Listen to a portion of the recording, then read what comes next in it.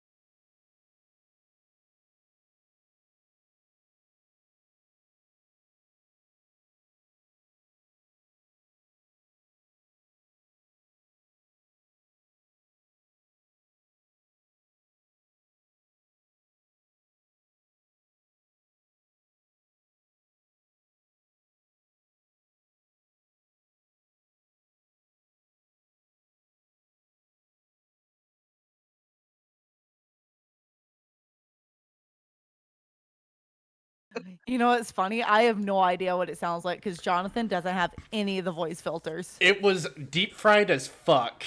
Listen, It really was. But anyway, I gotta set up a few more things. But while I'm doing that, explain to who wants to explain the chat the level of fuckery that you guys are in. Anna was visited in a dream to investigate the box. Anna is not the smartest person in the world. So her reaction to that was to convince our brand new guy, our great little Simon here, to open the box. And we opened the box. And they came. Yeah. Yeah, so basically, last session, we met a new friend, Simon, who has a cannon, which we've named... Oh, gosh. I know what we named him. I'm pretty sure I have this written down. Teddy. Yes. We also raided some wine cellar. We raided the wine cellar in the Banter Camp, and we took some fancy wines and we took some cheap wines. While we were down in the basement, after being led down there by Slobber Chops, we came across a room that had a chapel with a angel. It had a statue in it that people might have been some lost god. Then, because we wanted to get rid of these people, we made Molotov cocktails. We threw them in the room, and we burned all these cultists. With the cheap wine, we did not use the cheap wine. It was it was a Cathedral de Zariel. So basically, we ended up disguising ourselves as cultists, and we were able to escort Thaddeus Krieg out. Knocking Anna's AC down to 11 because she abandoned her armor. So then basically he had the shield and we escorted him out. Because he betrayed El Terrell and everything, Anna had a lapse of judgment and turned into a murder hobo and killed him. Murder is a very nice way to put it. So basically, then we were like, okay, well, we don't have this box. Slobber Chops, our precious baby Slobber Chops, got the box. And Anna decided that she wanted to try and open it because she had a dream about a devil or a demon telling her that, oh, they'll help you, and if you do this, you have to bring it to this person. And all Anna heard was, I'm gonna open the box. It wasn't a devil, it was an angelic being. Sure, whatever, we'll go with that. So then, poor baby Simon got coerced into opening the box, and it essentially opened a rift to the Nine Hells. And that is kind of where we left off. Also, again, there was some wine we drank, moon wine, and it all knocked us the fuck out because it was good though. It was good wine. It was good wine. All right. Let me just say, metagame wise, Panda Express is not your friend during D&D because when you eat Panda Express, you tend to not cure everything. Sounds like a personal problem to me. Yeah. It's a Panda problem. Don't blame Panda. She's innocent in this. Panda is innocent in this. We have a friend named Panda. So, Scott and Tess, are you ready for what's about to happen? Nope. Ready as I'm gonna be. All right, I'm gonna get the music going. Well, actually, I will switch you guys to the screen so you can see what happens. As what was previously described, as you open the box and you hear these voices talking about remembering the pact, doors that seem to almost materialize like broken bits of reality fracture on through as these reddish portals open up, and you would see the familiar forms of small reddish little devil-like creatures with scorpion tails and wings as they begin crawling out. As the room fills with a burning hot sensation as these little creatures make their way out of these open crevices. Go ahead and roll me initiative as I get the music started.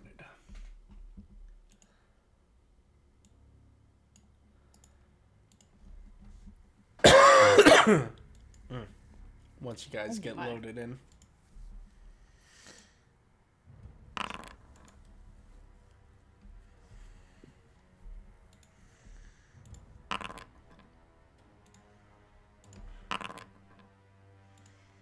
We can see those, by the way. Oh, that's If it fine. matters to you. That's fine. Given the situation. Given the Oh situation. no. All right. Speaking of Panda, there she is. Hi, Panda. Hi, Panda. Hi, Panda. So, as you two register the hello there. As you two register the rifts of reality ripping open, and you see these creatures begin crawling out. One of the imps is going to kind of begin cackling a little bit as it will fly over to Anna. There you go. And it is going to attempt to commit to the sting. Okay. Yeah, that definitely hits. All right, I need a Constitution saving throw from you, please.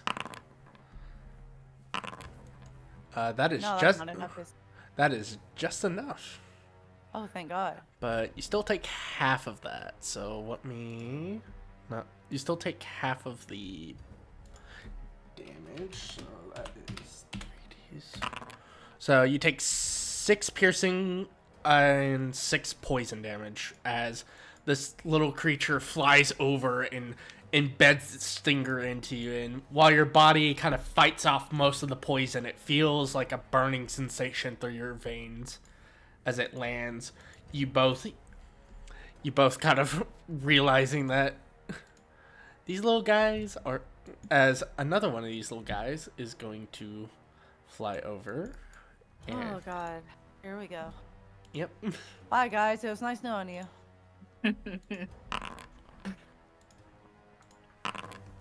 7 piercing and another con save.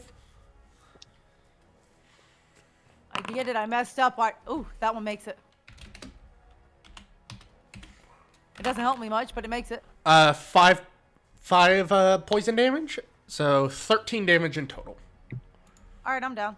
All right. Yeah, as Simon, you watch as Wait, I've got the temporary points. Does that count?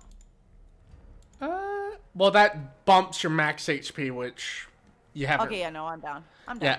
Yeah. Simon, you watch as Anna kind of trying to stand her ground gets attacked by these 2 little impish creatures that embed their stingers into her, and she goes down.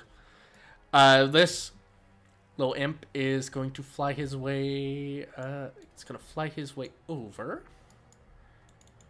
And that is a speed of 40.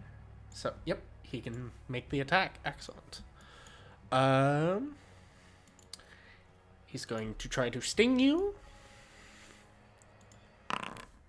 Does an 18... Yeah, you're rolling well. Alright. I need 6 piercing, and I need a Constitution saving throw from you, please, good sir. Pass, but you still take half. That will be 3 poison damage, so that is 9 damage in total. As another one of these little creatures kind of flies over, landing on you and begins stinging at you. You feel the burning sensation of its hellish poison pumping into your veins, but for now, your body's natural resistances are protecting you. It is Anna, I need you to make a death save for me, please.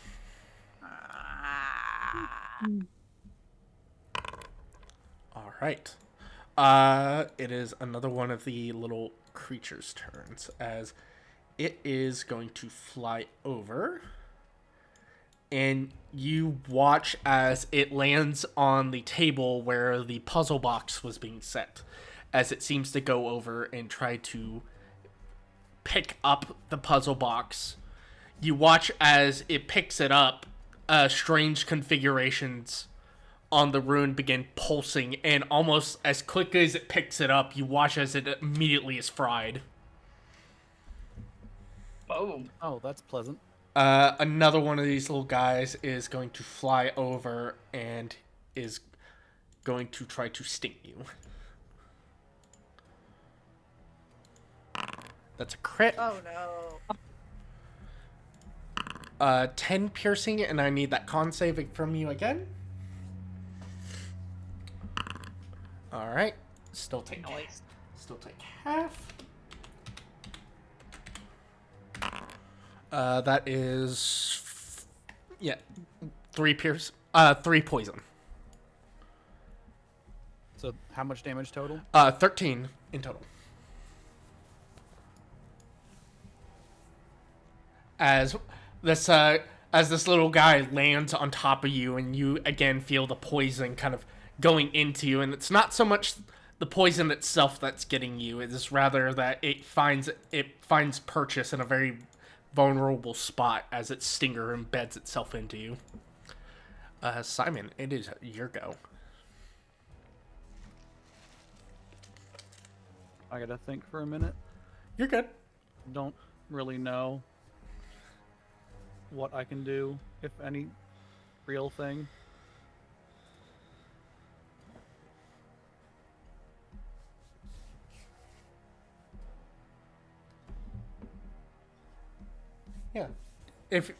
Yeah, you got a moment to think.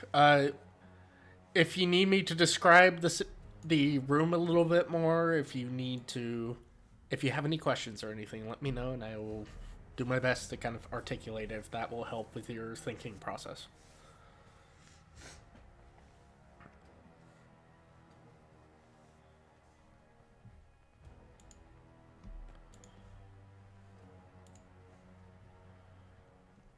I guess I'm just gonna Tasha's caustic brew just in front of me to try to hit both of them. Which ones? The ones that are on top of you, or the ones... Yeah, the ones that are like on top of me. Yeah, sure. It's 30 feet long and 5 feet wide in any direction that I choose. And they have to succeed on a dex saving throw or be covered in acid. And every time they start their turn, they take 2d4 acid damage. Perfect. That's about all they can probably really do. All right.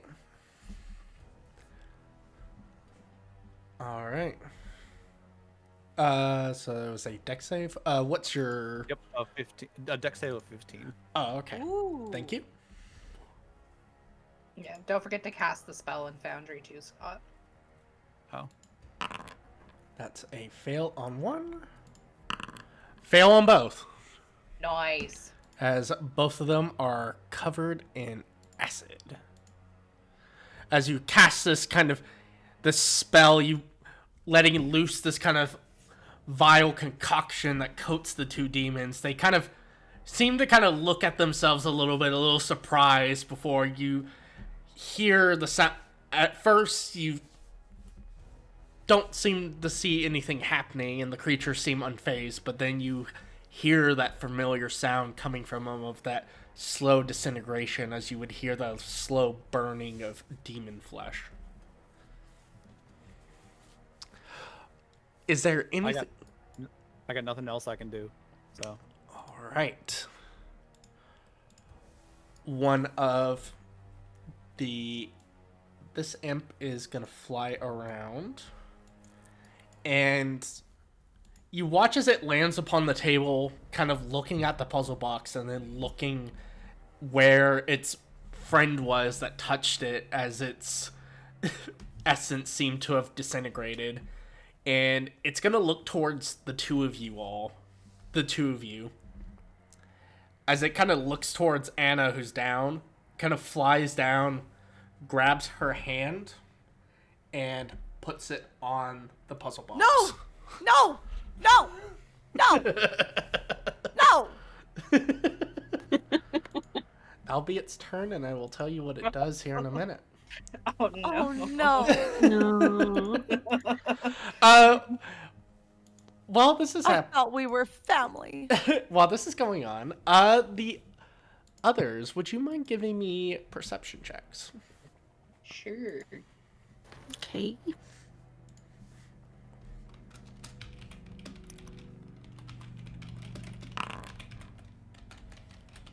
All right. So.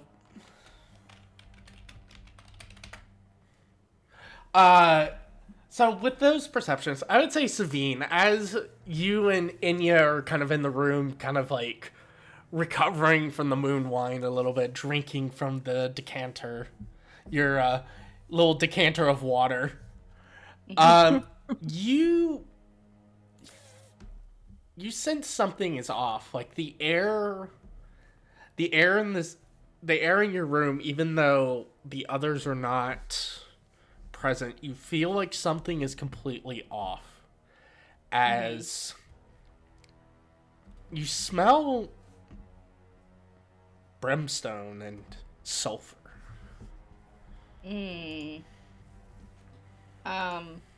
So she's gonna kind of sit up because she's kind of like leaned back. So she's gonna sit up a little bit and look at Enya and go, Enya, can you smell that? I kind of. Yeah, I was just gonna say, at first you don't, but after a moment or two, you kind of pick up on it. A few dogs outside fighting the tavern catch your attention first. Did you hear those dogs? Anyways, yeah, I do smell that actually, now that you say something about it. What is that? Where's that coming from? It smells like brimstone. So I feel like, hang on. I'm gonna look because I know I put the puzzle box in my bag. Can I look in my bag and see if it's there? I will say. I'll say this is a pause in combat right now, so obviously this is kind of going on while things are happening. I would say with that 15, you would see your bag has been messed with recently. Okay, so she's gonna see that, and she's going to kind of look at Enya and be like, the box is gone. I look back at Savine just wide-eyed. This is not good. I think something's going on here. Something's wrong. Let's go. All right. So Yeah. I'm gonna get up, and we're gonna, I guess together, we're gonna go see if we can find our friends. All right, perfect. That is the perfect time for this. As top of the turn, the imp that was on you, Simon, you kind of see out of the periphery, as you would see these imps kind of seem to be watching the other imp that placed on his hand on top of the puzzle box, as this one kind of seems to land down with the other hand touching it, and you would notice that the imps are kind of manipulating the puzzle cube without touching it. They're using it on his hands to manipulate it. Seems like you're cheating, but okay. As they seem to be, as they're going to use their turns to basically have Anna manipulate the puzzle box, which I need them to make. I'm going to make them do a couple of checks real quick, and those are going to be private.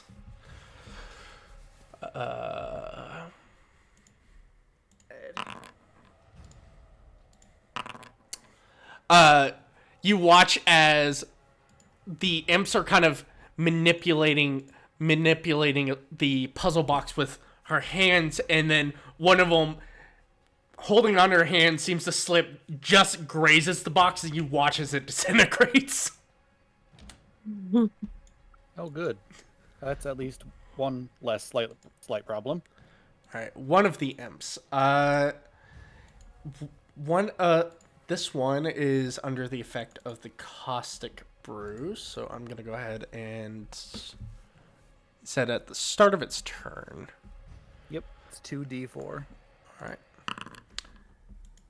Oh, that's private. I'm gonna reveal that as it as you immediately, as soon as you smell the sound of sizzling, one of the imps begins burning, its flesh beginning to melt as it kind of panics, and it will use its action to it's gonna use its action to try to scrape away at the acid, and when it does that, it's going to retreat into one of the portals and vanish.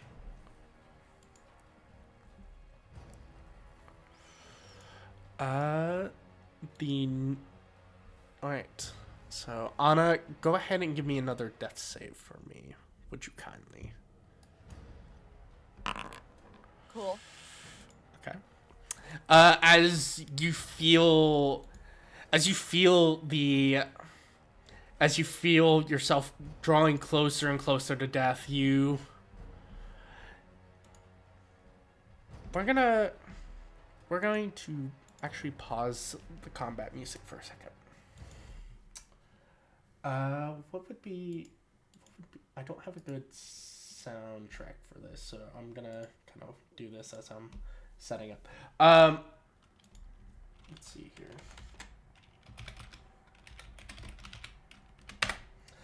As you're kind of fading in and out of,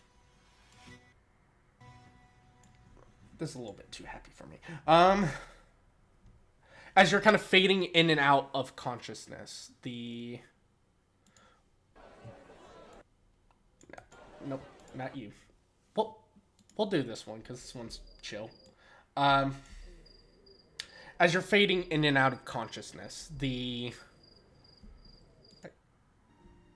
actually we'll do this one. We'll do the Velaki soundtrack. Okay. As you're fading in and out, you feel your life kind of ebbing in and out. You feel something warm in the palms of your hands as you feel like something or someone is manipulating your fingers around this warm device. It feels like a warm, almost bonfire, like you're holding the flame itself. It should be burning your hands, but something about it feels secure. And as you feel this kind of bonfire, instead of finding yourself surrounded by a void of darkness, you instead find yourself in a place you have been to before. A familiar place. Albeit a bit older than what, some of it seeming a lot newer than what you remember it. You find yourself in in the temple dedicated to Torm back in Elturel. As this vision of this familiar church of Torm fills your mind, you would hear the whispers come. You would hear the familiar whispers of, repay the debt, repay it, echoing throughout. You would see standing at the altar of Torm, seemingly praying as the whispers begin fading a little bit, but just enough to where you would hear them in the back of your head, a constant presence of them. You would see kneeling there praying to Torm, almost in a pleading manner, a robed figure dressed in normal preacher's attire. And something about his voice sounds familiar. His back to you, and you're unable to see what is going on, but you would hear his cries and prayers to Torm as he is kneeling there praying. Seemingly his God not responding. You would hear a voice that despite the whispers and the echoes seem to silence them as the kneeling figure turns around, and you would recognize the kneeling preacher that sits there in normal attire, in these normal preacher attire, is a younger Thavius Krieg. As he seems to look back at you, but he doesn't seem to be looking at you. As you feel a presence behind you, a feminine voice kind of coming from behind, as you're able to turn around and see a pale woman, her skin as almost white as snow. Elven, she almost appears elven to you, but some of her features seem too soft to be an elf, but too rigid to be human. Half-elf, maybe, perhaps, but something about her feels unique. She is dressed in what appears to be simple attire, similar to the preacher, but something about her feels imposing, despite her seemingly basic appearance. As she approaches Thavius Krieg, her voice raspy but assertive. She begins talking to him at what appears to be... She begins talking to him, and you realize fairly quickly that you're not in present time.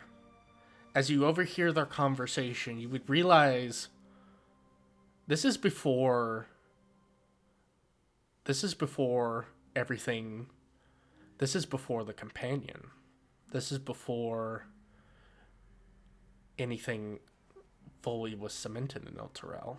You would know your history with being a Hell Rider, that they're talking of events of when El Terrell was attacked by undead. And this figure seems to promise protection from the undead, but in exchange, she seems to ask for one simple thing.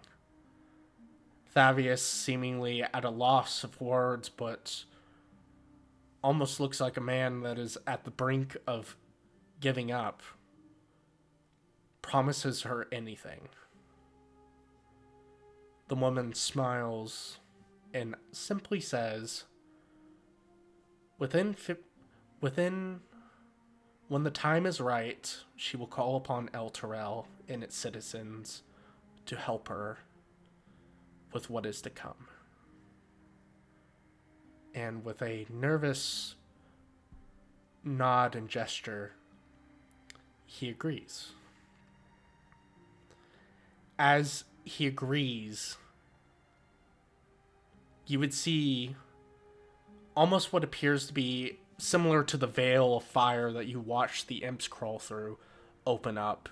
You would see a swarm of devils coming out, but instead of going for Thavius, they go outward, heading out of the church, as you would hear the sounds of fighting.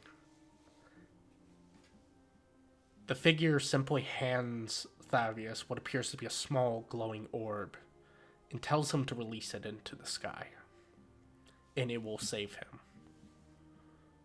As she, almost as quickly giving him the item, disappears too. Sitting in front of him, a simple contract written in what appears to be human blood, with his signature and a promise that El Terrell, in due time, will belong to the owner of this contract. And the name written on it is Zariel. As this vision comes to pass, you would see kind of a smash cut of the undead being fought back by not only what appears to be orders of the Hell Riders, but also devils that seem to fight in tandem, but very clearly distrust between the two.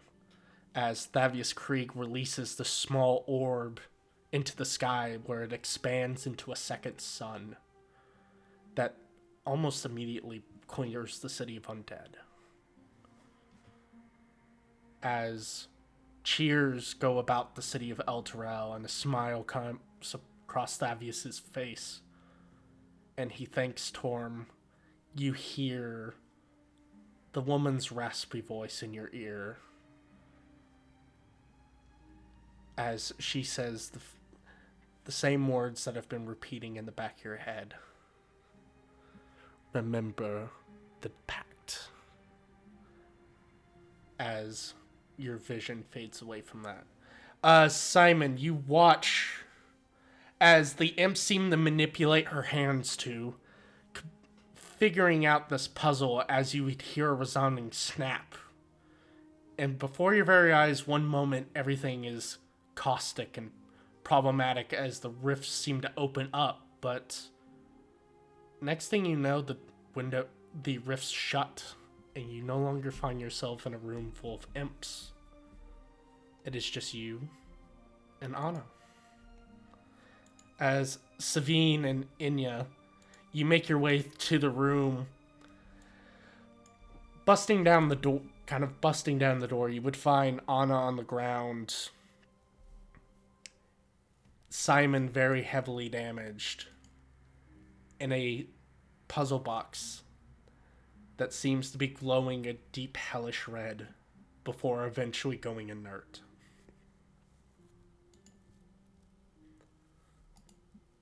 What the fuck did you two do? Box. I'm gonna walk over and... Is Anna still making death saves? You kind of take a look at her and she seems fine. Okay. She I just guess seems she's gonna- unconscious. I'm gonna try and wake her up by gently slapping her face. I'm gonna sit down. What the fuck did you two do? Why did you take the box? I don't know what the box is. She asked if I could open it. I didn't know what it was. She didn't tell me what it was. I didn't expect it to be some portal to hell. I'm gonna continue gently slapping Anna's face, getting more aggressive until she wakes up. I'm gonna cough up a little bit of blood and just kind of startle a little bit with the vision, kind of obviously really confusing me and just everything going on. I'm just gonna be panicked and just kind of look around, grabbing at my sword almost instinctively, not swinging it, but just like getting ready like I'm gonna fight some more. Yeah. What the fuck did you do? Hold on. And I just kind of survey my surroundings to see that I'm safe and just kind of, that adrenaline is, because with everything going on, the adrenaline is sky high. Right. So, you're going to see, like, my eyes are, like, just frantically looking around, and they're going to start slowly kind of coming back. You're going to see that I'm going to slowly come back to, like, a more, like, balanced state and just go, look, I was visited in a vision. We've got to figure out this box. We were supposed to go somewhere, but I got impatient. I thought Simon could do it. I didn't realize it was going to lead to this. Oh, I'm glad everybody's okay.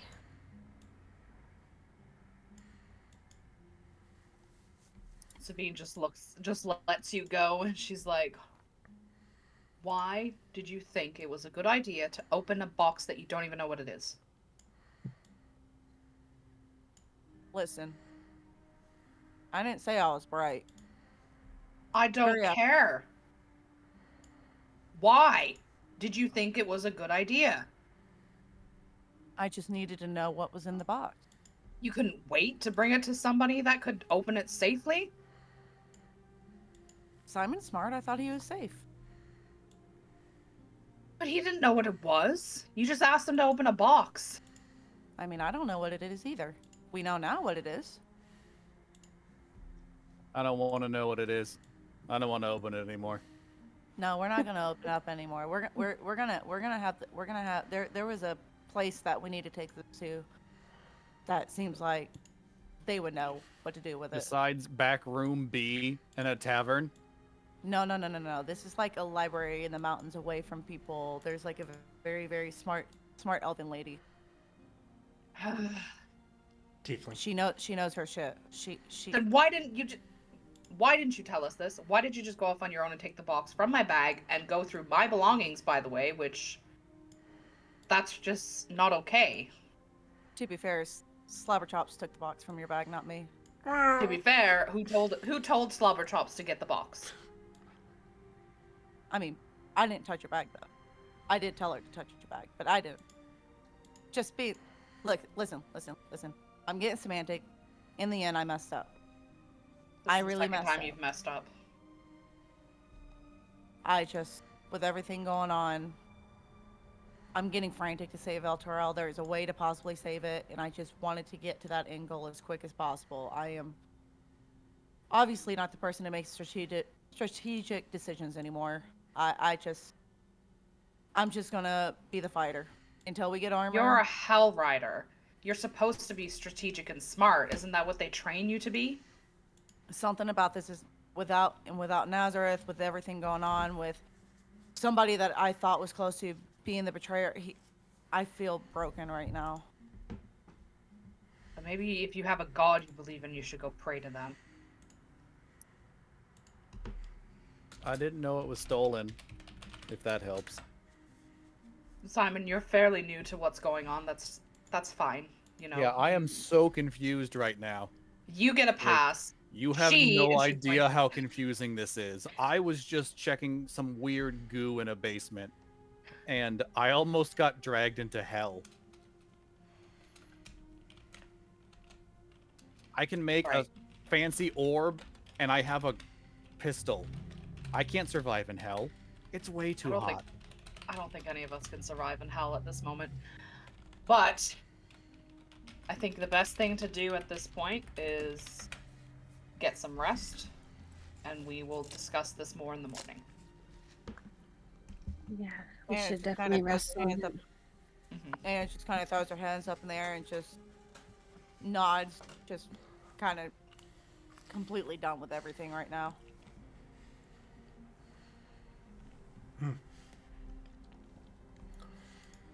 All right. So, kind of, are any of you leaving the box there, or just are you going to take it? Oh, I'm I'm not taking touching it. shit. I'm not taking it touching and putting it back in my bag. I'm not touching shit no more. I'm done. All right. So, as you grab a hold of the box and everyone kind of settles down, you all go rest up, given everything that has happened. Go ahead and give yourselves the long rest. Oh.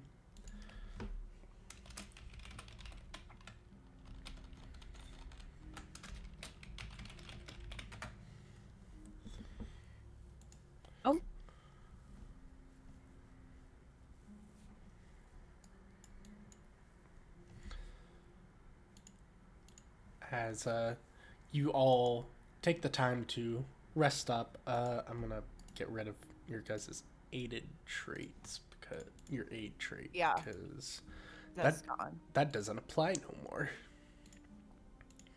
It does not. I think I messed mine up.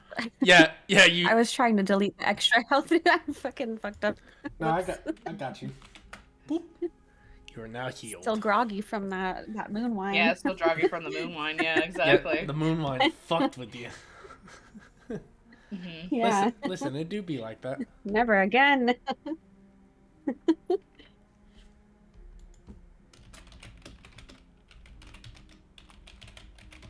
Alrighty. All right.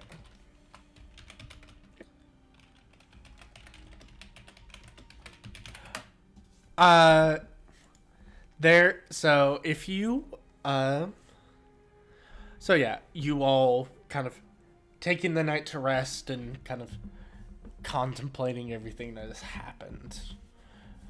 Resting up is rather nice and quiet as you all get your good rest. As you all wake up, the feeling of just everything that's kind of happened, kind of just kind of registering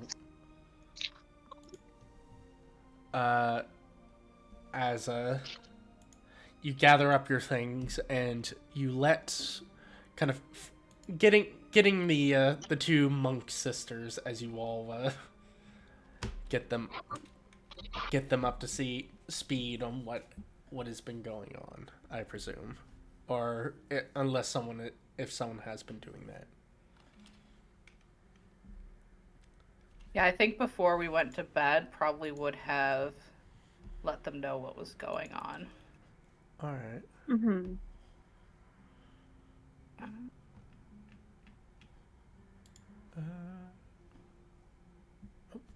Ami is in here.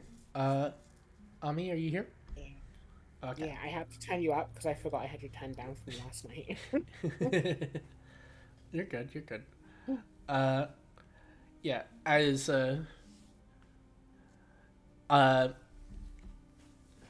you would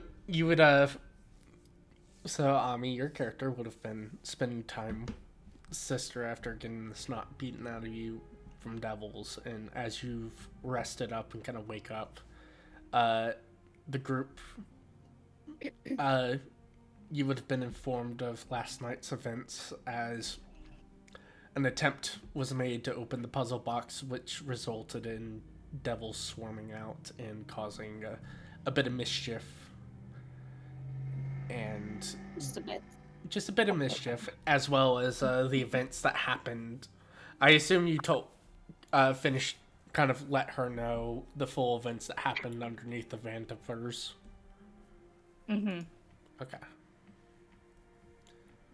So, you and your sister pretty much get caught up on recent events. Dealing with the Vantifers, the death of Krieg, the claiming of the shield in the box, and last night's events of the attempt to open the box and the demons came. Well, the devils came. I missed out on all the fun. Okay. Yeah, you kind of did. That right there is like one opportunity was like missed out on. Some mistakes were made, but that's okay. We learn from them and we're gonna move on and hopefully figure out what this box what we're gonna do with this box. So Mm-hmm. For one is place that I was shown in a vision that we could take this box for research. And I kind of described to them not the full vision that I had, but the vision of the going up into the mountains to this kind of, what was it, like not a temple type thing, but it was kind of like a library up in the mountains. Yeah, it was Candlekeep. Yeah. So I described that, and I described that there's a female that we're going to be looking for in robes that seems to be some sort of scholar.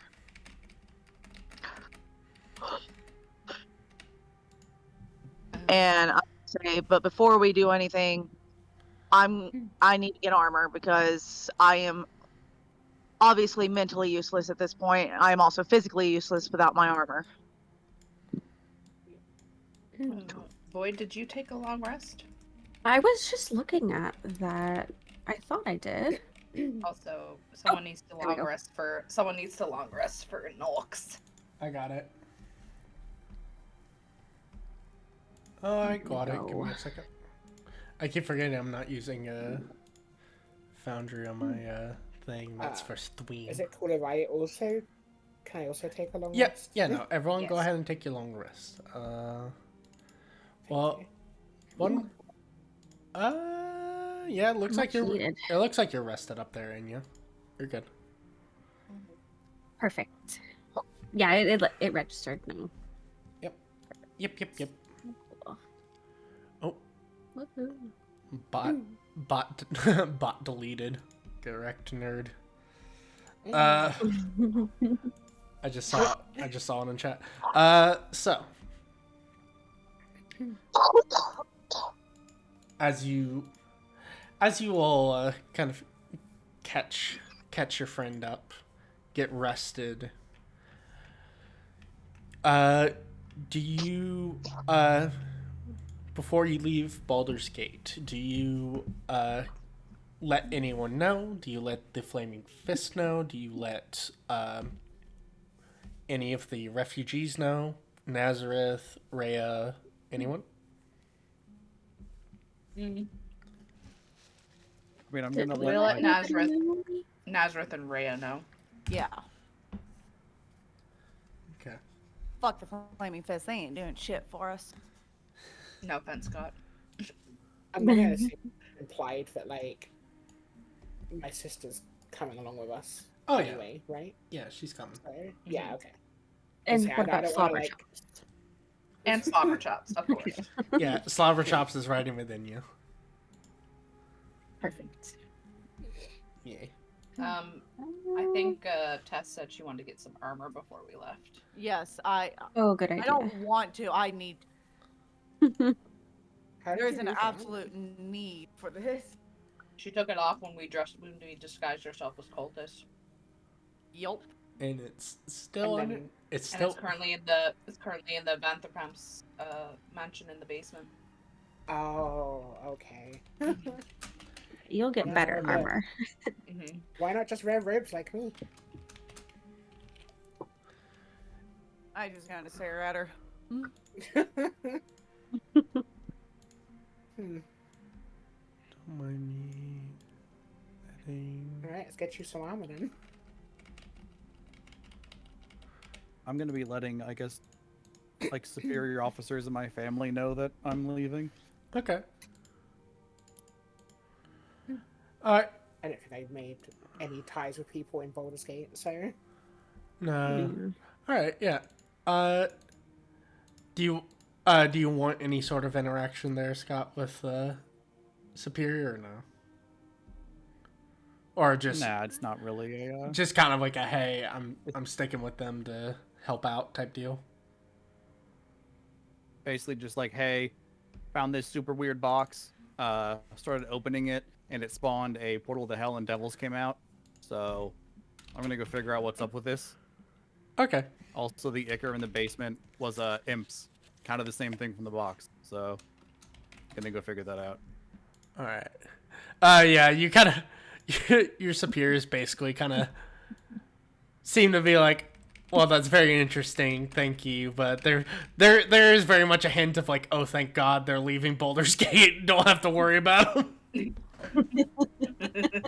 Yes. How convenient. Yeah, no, very convenient. So.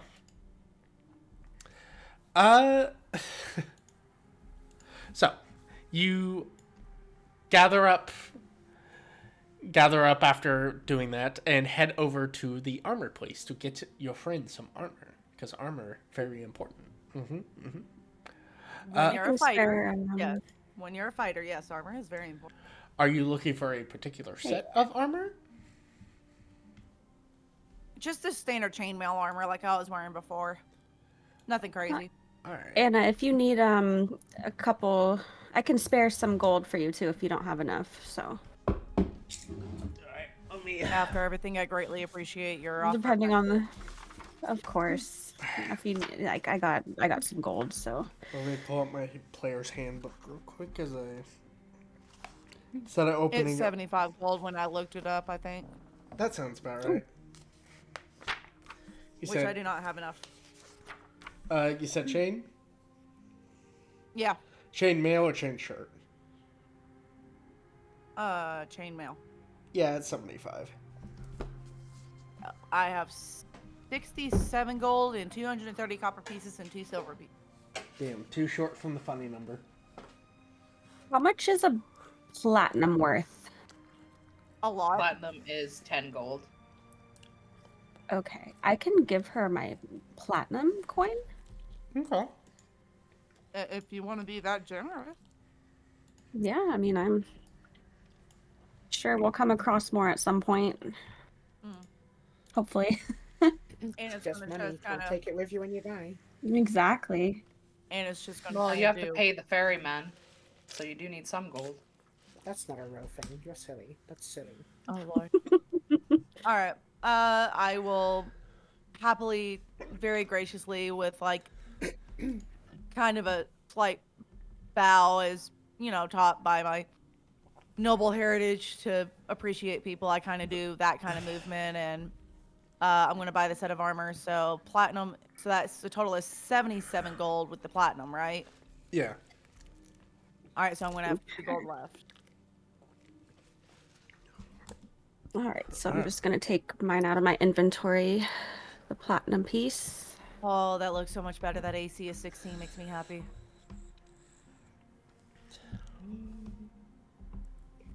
Oh, I don't even know how much money I have because I forgot to update it. Oh, you did what I did last time.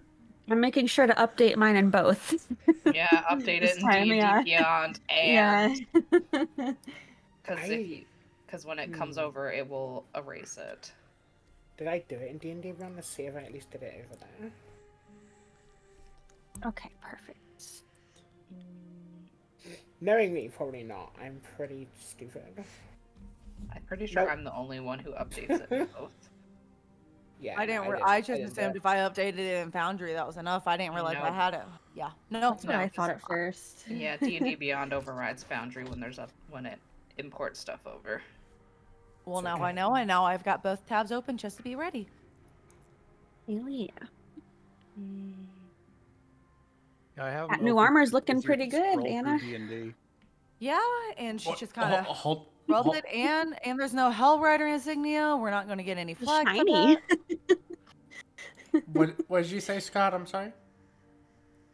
No, I was just saying I have the D&D Beyond open like with Foundry because it's easier to scroll through and like read Oh, okay. the bigger versions of the spells and everything. It wasn't Yeah. anything super relevant. Sorry. No, you're fine. I just wanted to make sure. I didn't want to be like, ah. Appreciate you though. Yeah, no, of course, I got you. But no, it was super not relevant. Okay, just all good.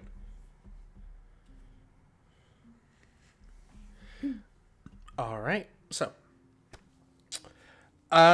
is there anything else y'all wish to do? Do you wish to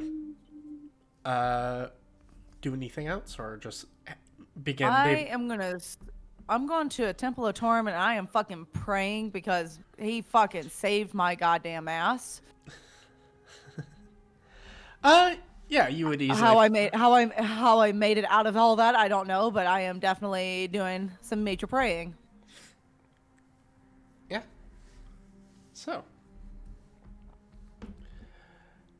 I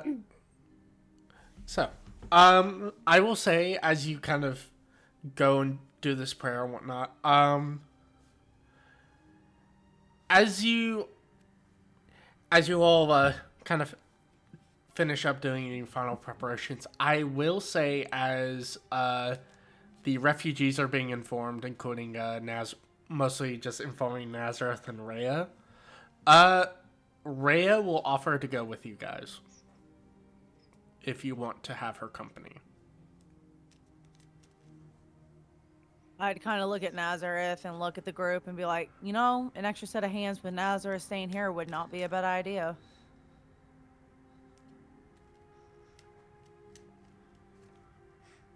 Devine just kind of shrugs because she's still mad at Anna.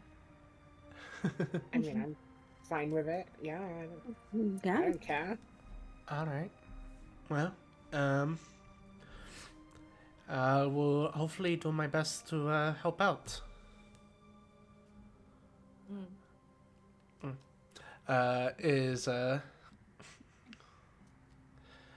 As she gathers up her things, and as she gathers up her thing, and you all head out to Candlekeep.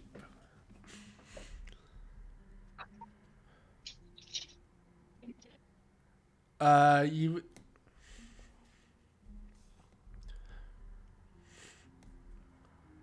as you all gather your things and head out. The trip to Candlekeep is a rather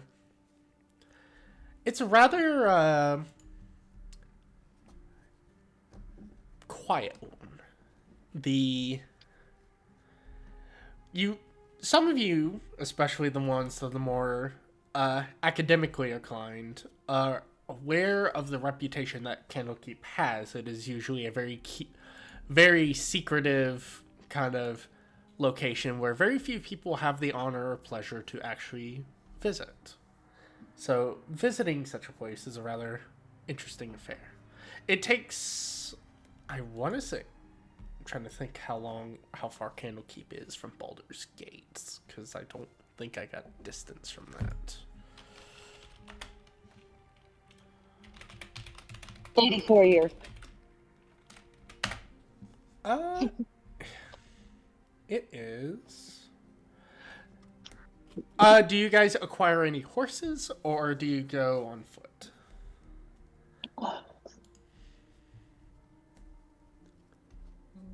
I would assume horses have been Yes, we could gathered. get horses. I was about to say, I assume we would get horses. Yeah. That's what I figured, but I thought I would ask. Oh, last time we rode a horse, something bad happened. Uh-oh. So, you all head to, so with or without, so with the horses, I will say enough of you get the horses sort of around. It takes you about 9 days. It's a 9-day trek. Not too much happens on the road. Maybe a goblin. Maybe you guys see a couple raiding bands of goblins. Nothing too crazy happens along the way, as the silence as small bits of conversation is had between you all, I assume, and just kind of the usual traveling banter. After what appears to be a decent, as you I am tripping on my words today. I apologize. Tripping on my words as well as just like my nose being stuffed. You all eventually would arrive at Candlekeep. This large kind of, seemingly more of a fortress than a keep in itself, but isolated off just enough from everything to where it's a fairly quiet place, resting on top of a rocky crag that overlooks the Sea of Swords. As you approach the entrance to this place, you would see a set of double gates that prevent the outside world from entering into the castle. You would see a few guards kind of just standing outside. The guards you would see are a couple of almost what appears to be monks wearing purple vestments. As you all approach, the figures kind of stop you. As one of them approaching, you would see the one approaching you being a shorter figure, a halfling. As he kind of approaches you and goes, "What is it that you seek from Candlekeep?"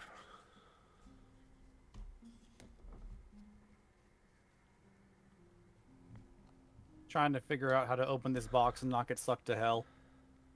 David's gonna pull the box out of her bag. Oh. And as you kind of say that, he reaches into his bag, and you think he's going for something probably to write down, but you see he just pulls out a cookie and kind of munches on it a little bit. Well, that's certainly an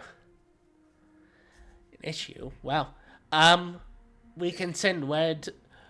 We can send word to one of the sages, but in order to enter the walls of Candlekeep, we asked that perhaps you could. We ask for those who wish to enter Candlekeep for an offering. If you have anything of intellectual value to give, we will allow you in through the gates of Candlekeep.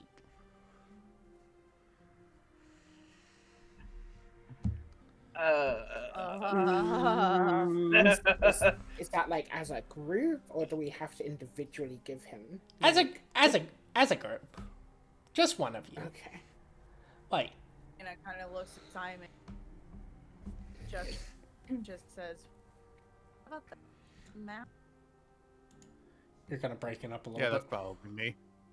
Sorry. Be like, you think they would like that mask that I gave you? That's Worth a shot. Yeah. I can pull out the mask and show him. As you kind of hand it to him, you watch as the ink that seems to be blotted onto his fingers glow this kind of bluish color as the mask itself seems to kind of emanate the same kind of bluish aura. A ritual mask for the Tyrant Queen. Sure. As he's kind of looking at it, you see him once again reaching in the pocket, eating another cookie. Very well, this seems sufficient for entry. Nice. Judging by the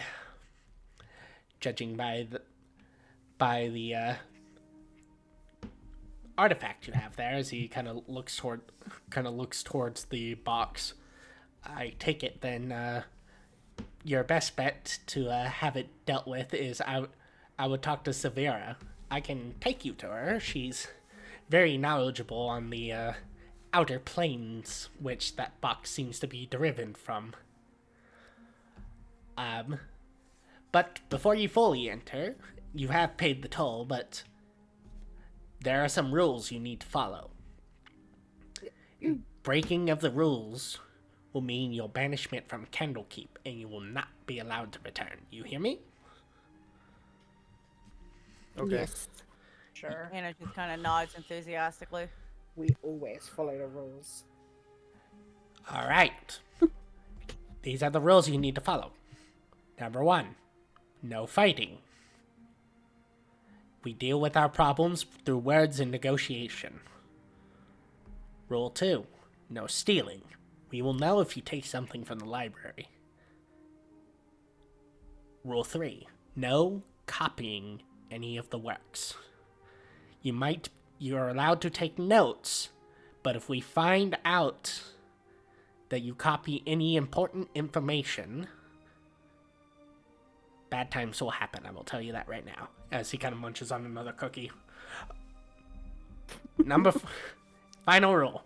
No damaging, marking, or otherwise modifying any of the books in here. Do it to your own books. That's fine. We don't give a shit about that. But it's our personal collection. You can't do that too, okay? Are we all clear? Solid. Clear. I have a question. Yes. What are the crows like at Candlekeep? I'm sorry, can you A repeat valid that? question. What are the crows like at Candlekeep? Very crowy. I don't know. Do they kill seagulls? God. No, I haven't heard of any crows that kill seagulls. Oh, okay, we're safe, guys. We're safe. All right. Good. Glad you asked. All right. Yeah. Well- I thought it was important. Well, I will take you to I'll take you to Severa, since she's more than likely going to be the one to help you out. Follow me, if you will. He kind I of. have one more question. Oh, yes. What kind of cookies are those in your bag? As And can I have one? They're chocolate chip, and I made them myself. Do you want one? If you want one, sure. As he kind of reaches in his bag and he pulls out a chocolate chip cookie and hands it to you. Thank you, kind sir. Of course. I take a bite. Yeah, no, They're super delicious. Yeah, it is a freshly made cookie. Like, it almost feels like it came straight out of the oven. Man, I want a cookie.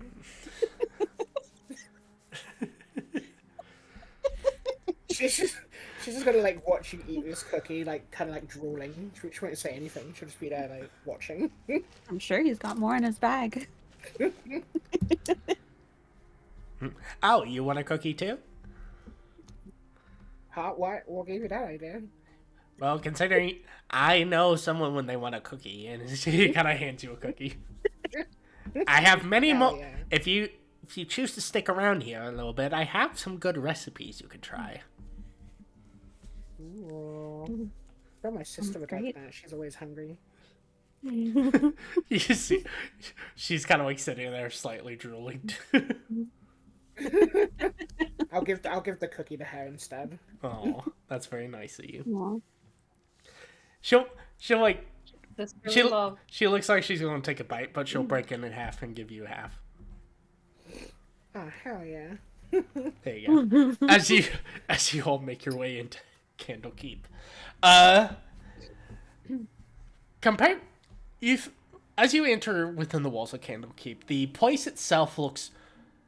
On the outside, it looks massive, but on the inside, it kind of has like that effect of like the outside doesn't look as big as you think it is until you enter in, and then you're just like, holy shit, this is actually pretty fucking big. As most of the walls of Candlekeep kind of keep in this. In itself, Candlekeep almost feels like a village in itself as you enter in. The walls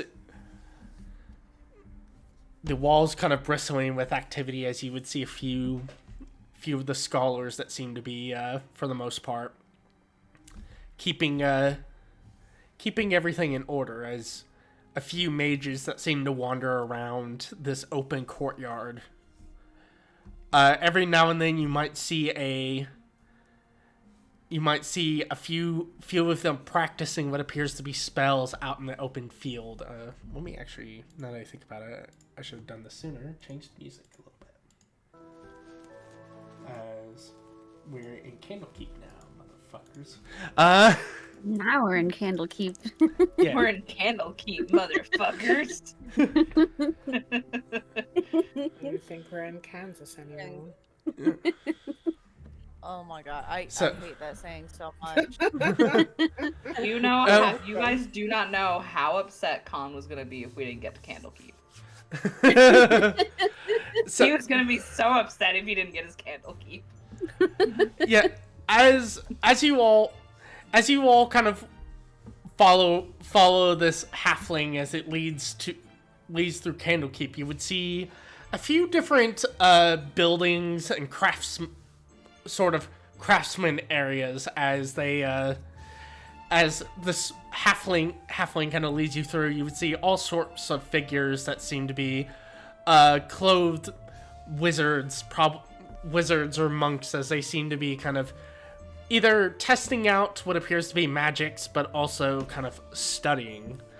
For the most, one particular figure that catches your appearance is you would see entering what appears to be a tap room. You would see a large ogre that kind of passes by, and you would hear kind of him surprisingly talking very eloquently to some of the people before entering in the tap room. As you kind of follow the halfling along, he leads you to what appears to be one of the one of the towers leading up to let's see here, where is she located, because it tells me where some of these people are. He eventually leads you to what appears to be one of the many kind of towers that kind of fulfill the more northern part of Candlekeep. Leading into it, you would see this almost kind of small library in this you enter in this kind of library-esque area, and as you kind of enter in more, you see tables lined up with occult objects, as well as just different books and other effects that very much scream different studies of different parts of the planes. You would see a whole bunch of different plane items that are clearly not from the material plane about. Some of them resonate with very strong wild magic, while others kind of radiate very questionable sources. Some warm and inviting, while others very similar to the cube. It's almost kind of burning energy. As you all make your way through, eventually you would hear kind of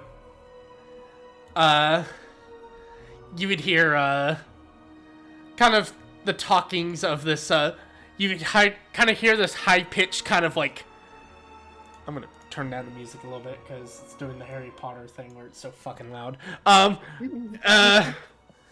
You kind of hear the kind of small cackles of a strange creature as it seems to be conversing with someone, a feminine voice, as the small creature seems to be suggesting weird answers to a problem, where the halfling kind of eventually kind of announces your guys' presence and kind of announces your presence, just going, excuse me, Savara, Miss Savara, you have guest here.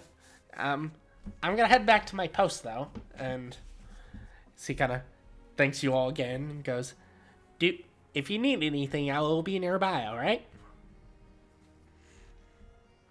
And just kind of nods, but she is like staring this person down because this is the person from her vision, all right? The woman that I'm about to describe is. Yeah. Yeah. And before he goes, like, oh, do treat Miss Savara with respect. She is one of the great readers here. She's not someone to be trifled with. And so he kind of wanders off for a bit. You would see, before turning around, you would see kind of these, you would see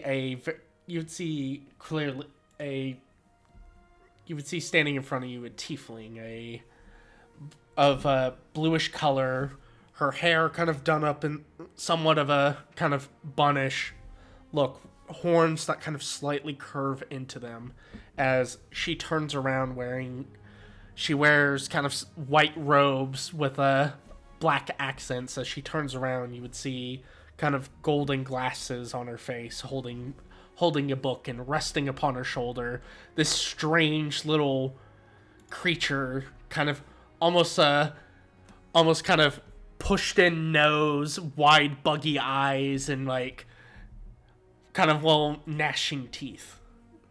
I will post a picture of her. Not that is reactive. I need the picture. As she kind of turns around and you catch sight of this, she goes, oh, you, welcome to Candlekeep. I'm sure you've been enjoying the, pleasantries that have gone on here. I hope you have been minding yourselves, as well as the attendants been treating you with a degree of decorum. The guy gave me a cookie. She kind of gives you a soft smile. Sprig does like to hand out cookies to others. It tends to be within the nature of most halflings. They're very sharing of their food. Now, And I'm glad he did. They were so good. there you go. Reference for you. So, I assume he brought you here not to discuss customary cultures of halflings. That's not my typical repertoire. That will be someone else.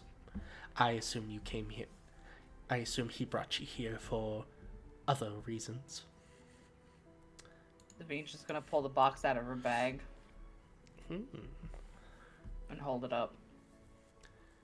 We found this, and not to name any names or point any elbows, but someone tried to open it. She glares directly at Anna. Who is just kind of phase out staring at this this tiefling. Not even noticing the glare not even noticing the glare. As you would see the kind of small little creature kind of just as it crawls over, kind of makes its way over and just like kind of like crawls up you and grabs the box before jumping over to her. As it kind of looks at it, kind of shoos the creature off her. Yeah, like, ugh. yeah. It kind of leaps off you and jumps on her, kind of back on her shoulder as it kind of sniffs the box and just smells of burning shit. As she takes the box from it, it's like she's just like, Jezebel, we have told you not to take things from the guest, now haven't we? As it kind of just That thing has a name? Yeah, her name is Jezebel. Yeah, most things do. It's a her? As Jezebel kind of looks over and is like, I'm the prettiest thing in this fucking room. Mind yourself. Pretty. Yeah, that's a face only a mother could love. Your mother. As My mother's dead, thank you very much. as Savara kind of holds up her hand and just goes, don't mind her. She's not well with dealing with non-closets. As Jezebel kind of like crawls off. Just, I apologize. So, she kind of seems to take a look at the box and study it for a moment, and she goes, interesting. I haven't seen a box like this before. Where did you get it, by chance? We found it in the basement of a snobby rich person's house in Boulder's Gate.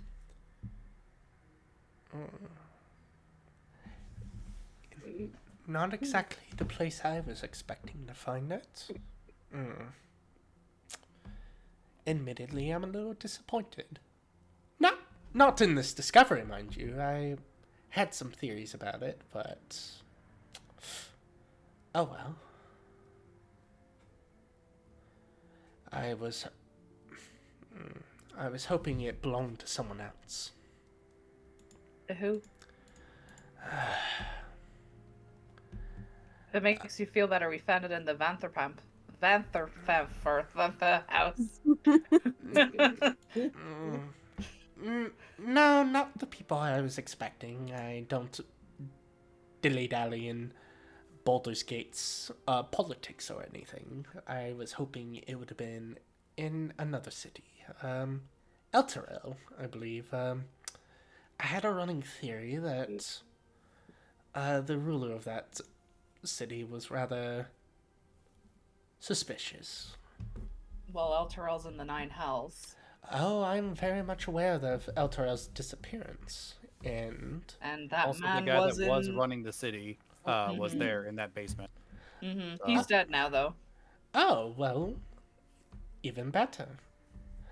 She kind of whistles for Jezebel as she goes, go, the flask with the liquid again, the one you said that smells like shit covered in tar. Could you grab that for me, dear?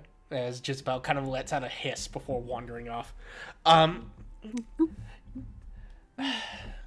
well, if it makes you feel any better, and I know it's a bit too early to celebrate,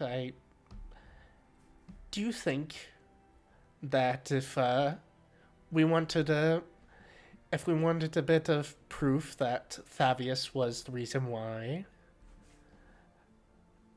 Elturel is in the state it is, you have brought the key to that?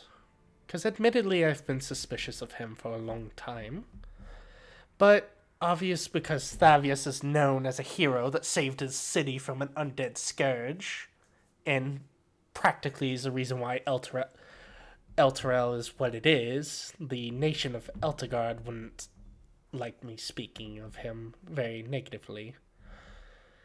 He went as far as even instituting the whole Creed Absolute, which made anyone that was a nation of Eltegard to defend Elturel.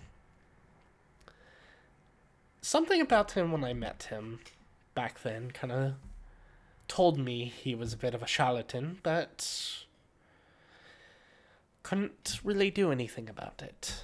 I figured that with the absolute ruling, that was the Creed Absolute to bind Elturel to him, I suspect he might have made a deal with the devil to implement such a rule. And if I am correct, the evidence, as she kind of holds up the box, will be in here. Anna just kind of very shyly raises her hand very slightly. Yes, my dear.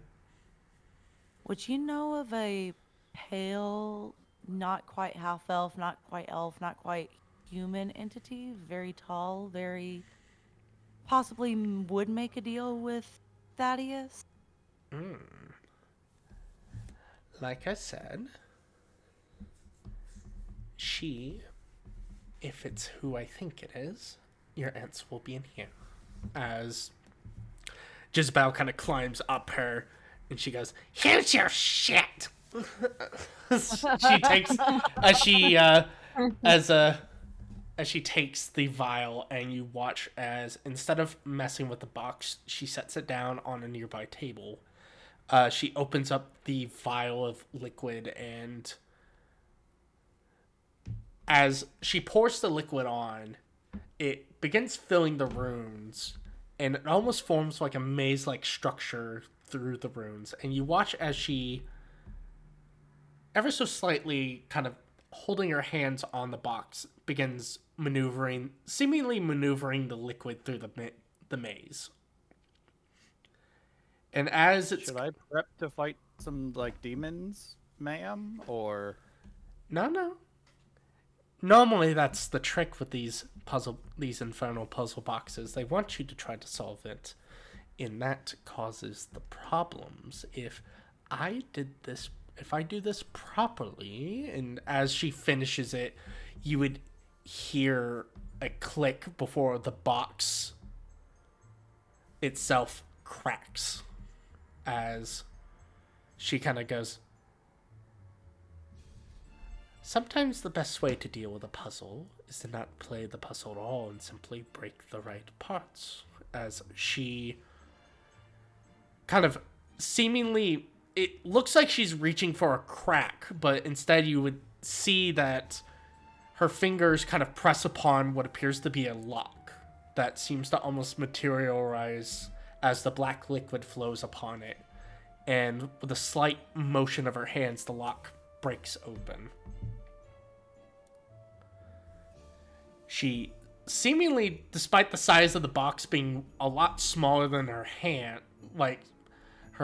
you would think it kind of weird to watch her fingers go into the box before it gets roughly up to her almost kind of like the end of her hand, seemingly through the box. As you would see her begin pulling, and as she pulls, you would see a scroll begin emerging out, wrapped in a almost like chain bits of chain intertwined into each other. As she pulls it out, the black liquid kind of falling off the paper. The chains kind of unbinding, dropping to the ground with a heavy thud. She kind of gives a slight smile forming in her face. And that's what I thought. Tell me, do any of you know what this is? As she kind of holds it up, you would see that the paper itself, as she kind of unfurls it a little bit, is for anyone that can understand Infernal, you would be able to read it. I think that's me. me. Me too. All right. For those who Because we're going to Avernus. those who can understand it, go ahead and just give me an Arcana check. It's a pretty simple check.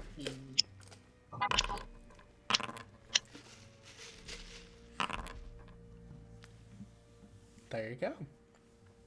You all would recognize the scroll as well as the writing on it. This is a devil's contract.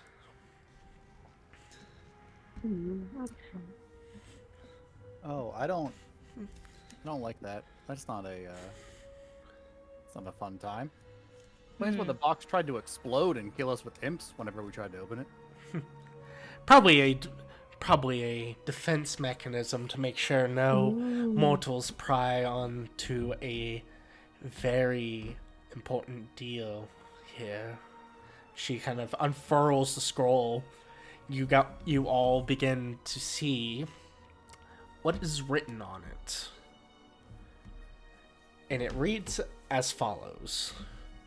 Be it known to all that I, Fabius Krieg, High Overseer of Elturel, have sworn to my master, Zariel, Lord of Avernus, to keep the agreements contained in this oath.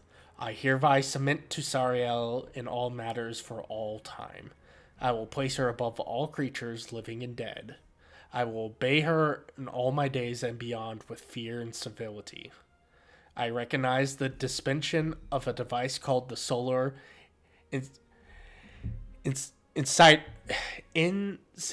Insidiator, hereby called the Companion, in my high capacity as an High Overseer of Elturel in its vassal territories. I acknowledge that all the lands falling under the light of the Companion are forfeit to Zariel. All persons bound by oath to defend Elturel are also considered forfeit. I further recognize that this dispensation will last 50 years, after which the Companion will return whence it came, taking Elturel and its oath-bound defenders with it, if that is Zariel's wish. All this is my everlasting pledge.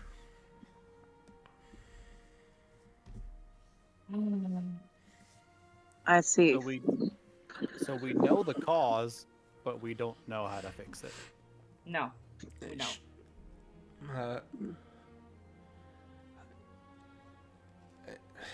She, for those who don't understand Infernal, she will also read that out loud too, so everyone's on the same page. Okay. I was about to say that I wouldn't have understood it. Yeah, kind of. She would read it out loud too, because obviously she wants you all to be on the same page. I knew he was a traitor. As you all kind of read that, you would hear a resounding collapse as Rhea kind of seemingly falls to the ground. Oh. Is she dead? She's not dead. She is on the ground. You would hear what sounds like the beginning of sobbing coming from her. Oh. Don't sound too disappointed now. Are you okay? She just kind of, you see her kind of she kind of looks up at you, and you would see there's very much tears in her eyes, and her fists are balled up.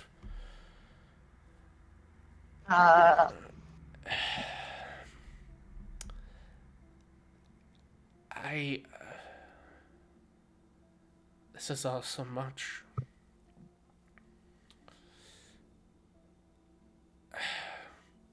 We need to do something. We need to do something about Alterel. We need to. We need to return to it and figure out a way to get it back. And if this is what it takes to get there, we need to free it. Zariel, if that is what it's... If we are bound to the city and Zariel has a claim on our soul, she looks to Anna. She's gonna have to put up a hell of a fight to get it from us. That's unfortunate for you two. Well, we'll do our best to not die down there then.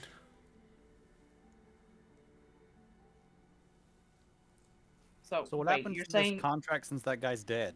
Is that relevant? what She he said?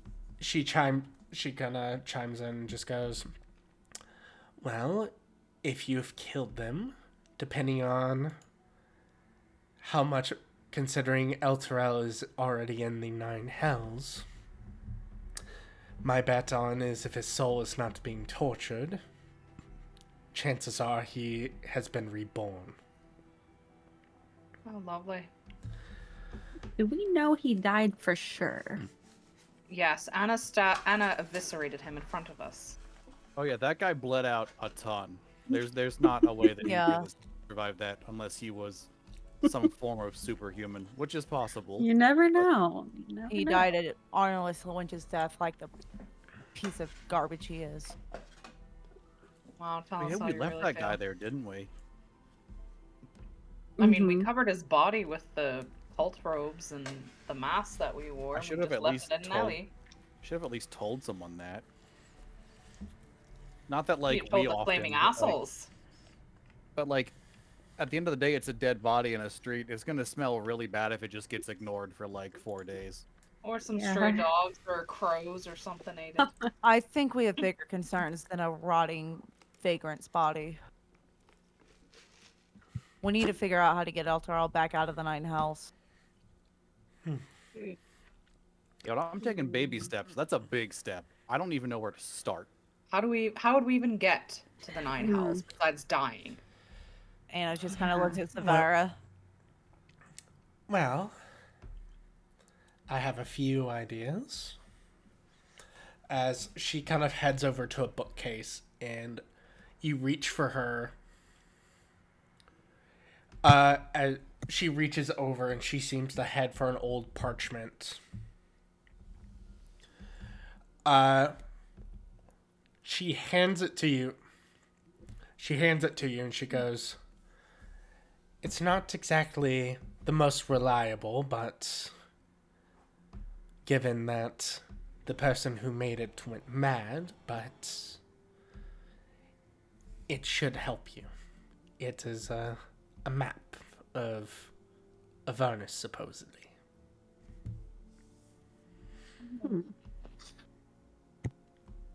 I didn't know you could map that. That's fascinating. There's a reason why he went mad. There's a reason why he went mad writing it. Because you're not supposed to make a map of the Nine Hells, perhaps? Just a theory. Exactly. She kind of points to you, Sabine.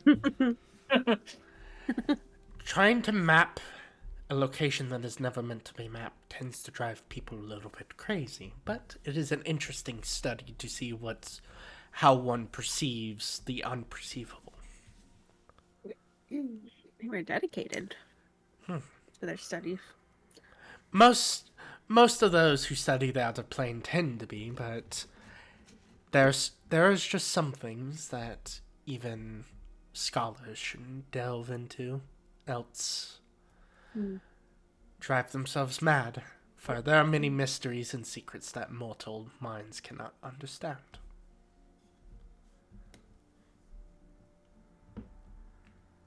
So do you guys So- have like all kinds of scholars here? Like, can anybody that's trying to learn a bunch of stuff show up and like do research?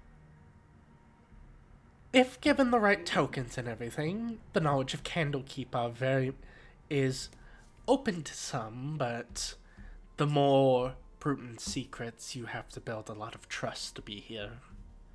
Given that Zariel is making a play here, I wouldn't give you as much help, but you have brought me some very interesting devices. She kind of gestures to the now somewhat broken puzzle box. Normally I would have turned you away, but Sprig had sent me a message beforehand what you were bringing, and I wish to see it for myself. Those What did you use to open that? What was that? An experiment I've had working on for a while. It's a put it very bluntly, a mixture of black oozed slime infused with a bit of planar magic. It acts sort of as a miniature anti-magic field where the slime is applied. Granted, obviously it is meant more for constructs than personnel, so if I were to get it on myself, I can still cast my spells. Can you tell us more about Zariel? Interesting. Zariel, Zariel is the archdevil of Avernus. That is her domain and her plane alone.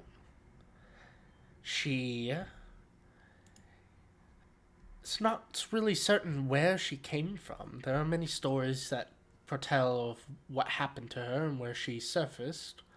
Last my studies heard about, another devil was in charge of Avernus, but it seems due to recent planar events, this Zariel seems to have taken over.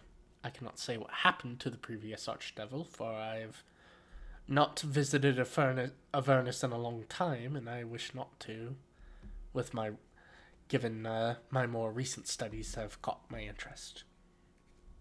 Okay, so that begs the question, and no pun intended in this sentence, how the hell do we get to Avernus? Well, you have a few options, and one of them, unfortunately, I cannot do, given I would normally offer to send you myself to Avernus, but unfortunately, due to Candlekeep, due to the wards that protect Candlekeep from any sort of material and immaterial creatures from coming in here and simply causing mayhem in the library, I have an alternative for you. Go on. There is a wizard that lives in a tower about 20 miles from here. His name's Traxagor. I've loaned him a spellbook or two, so he owes me a bit of a favor. I can have you delivered safely to his tower, and he can cast the spell for you to get you straight to Elturel. As well as, he also has an old friend of mine with him that has a history of battling devils in the Nine Hells, and I think you would enjoy her company very much. Her name is Lulu, by the way. Sweet little thing.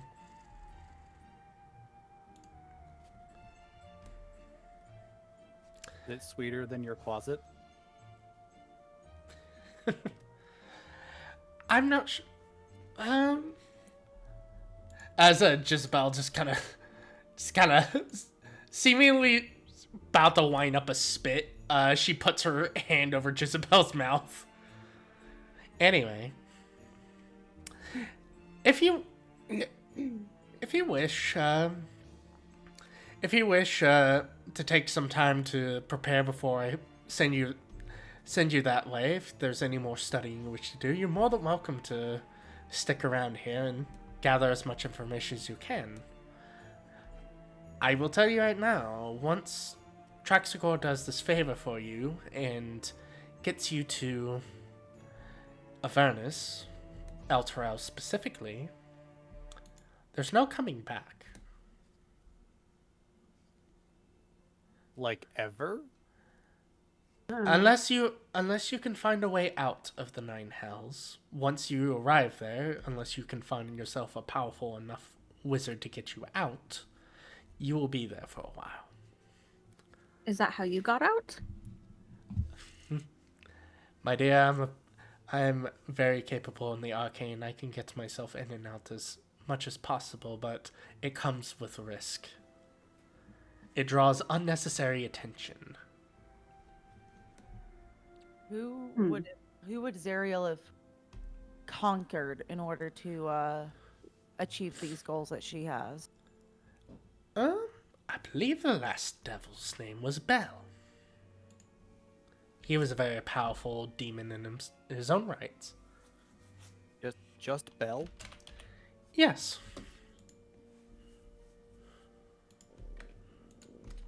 Oh, okay. That just Not kind of seems really plain. well, don't let the name fool you. Not every devil has a long and complicated name. Some are very simple and practical beings. Oh, I didn't mean to be like, I don't know if that's like rude or something. It's just like we got like Zariel and all these other like, you know, kind of like Stalkeles, Asmodeus, and then there's Bell. yeah, and I don't know. It just kind of caught me off guard.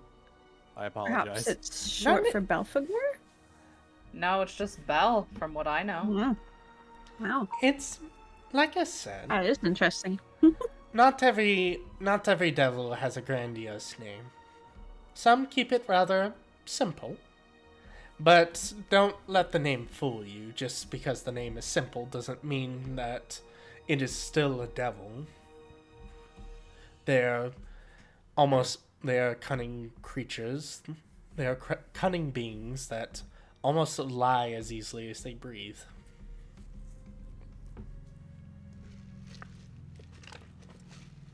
But luckily for you, they follow rules. Oh, yes. Lucky for us that the devils decide that they want to be lawful. Listen, if it as unfortunate as you may feel that to be, sometimes that can be both beneficial and hurtful. It's just a matter of what you wish to do with it. So Anna's gonna look at Savara and again describe the elven entity that she saw in the vision as she was dying and ask if that rings a bell as to any kind of creatures, any kind of demons, any kind of anything that she knows of in her craft. If I were to make a guess, judging by the fact that the contract is abiding to her, my guess would be that is potential that might have been Zariel in a more disarming form. Devils, especially when they've performed contract deals on the material plane, tend to take a more subtle form. I cannot say for sure if that is what she truly looks like or if that is the vestige she wishes to present herself to mortals. I cannot say for sure. But if I were to make a guess, that was probably Zariel herself. Seem to know an awful lot about devil contracts. Mm-hmm. What can I say? When you study enough about the other planes, you learn very much. Can I insight check her to see if she's telling the truth? Yeah.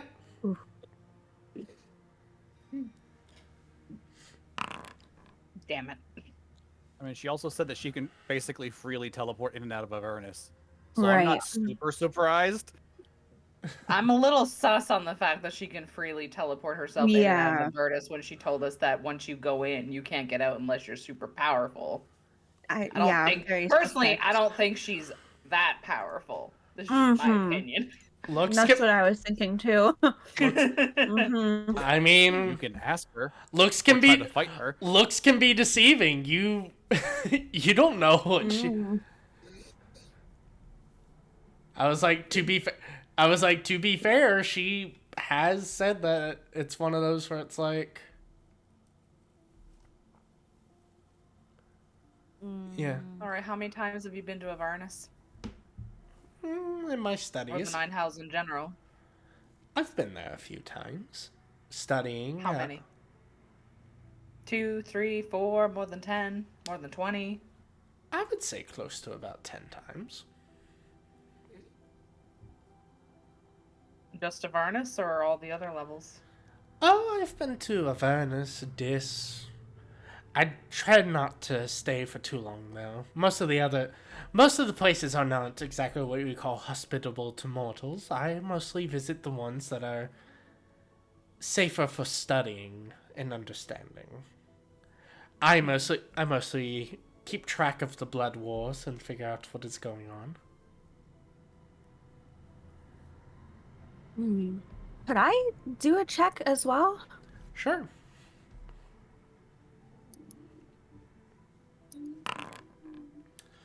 Do you mean insight, Void? Yeah. Did I do the wrong one? Whoops. You my rolled bad. perception. Yeah. Yeah, we roll perception. My trying bad. to Very There's a aware that bee! she's in this room. We're aware she's in the room. You see, Jezebel. Is she in the room with us though? She is very much in the room with Sorry. you, yes. Well, let me see here. What's your... Well, Oh, that's great. I You was also have a nat 20, remember? I was about to go if you would... Do. Yeah. I mean, do you want to use it, or do you... I'll take it. Yeah. Okay. Yes, I Oh. wish to use it right now. Yeah, you're kind of studying her, and she is genuinely telling the truth. This is, like, despite her, like... Yeah, she does seem rather reluctant to go too much into detail, but that could also just be a case of not You wanting to don't know talk. justice. Yeah, like, it's one of those where she's obviously trying to keep the conversation about where she can help you and not... there is a tinge of, like, yeah, she would love to talk about this more, but she's also like, I don't know you that well. Like, that's like... It's very much a case of, like, oh, she doesn't mind talking to people and talking about certain things, but it's like, she's just met you all, and it's not like she's gonna, like... It's not like when you first meet someone, you tell them, like, it's not like you first meet someone, you tell them, like, your social security number or anything. It's kind of one of those instances. Like, she'll talk... Not with that attitude. Yeah.